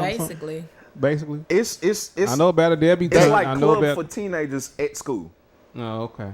They either good out. It's either gonna be the gym or the cafeteria. But most likely it's the gym. Well, depending on how many kids you got. Well, yeah. And yo, janitor gonna be. They probably did have it. You know, we were church folks. You know, we didn't go to stuff like that unless it was. It was during school. I wasn't supposed. Yeah, you went to a Catholic during school. Yeah, I we wasn't didn't have supposed that. to, but I did. Y'all didn't have a sock hop? Nope. Dang. Damn it, Lou. That If it was explains. during school. That explains a lot. Sorry. That explains a lot, Lou. Explains a lot of what? It explains why you got hair on gray hair on your edges now. Oh my. That's what it explains. And another thing. Yeah, thank you. And another thing, it's time to go. Listen, DFW Shared Sessions, we appreciate you so much. Thank y'all for tuning in. The homie Maurice Curse in the building. Make sure you follow him, hire him, pay him. He requires a deposit. Definitely. He requires an 80% deposit on his gigs. 80. That's not quite true. But there is definitely a deposit. Now, if you want to bless me that hard and heavy that soon, sure thing. No diddy. Oh God. DFW Shared Sessions, and remember, it ain't gonna suck itself. I'm finna mute y'all. If you don't adjust, we will. Huh? So he said he was gonna use it. Thank y'all and have a good night.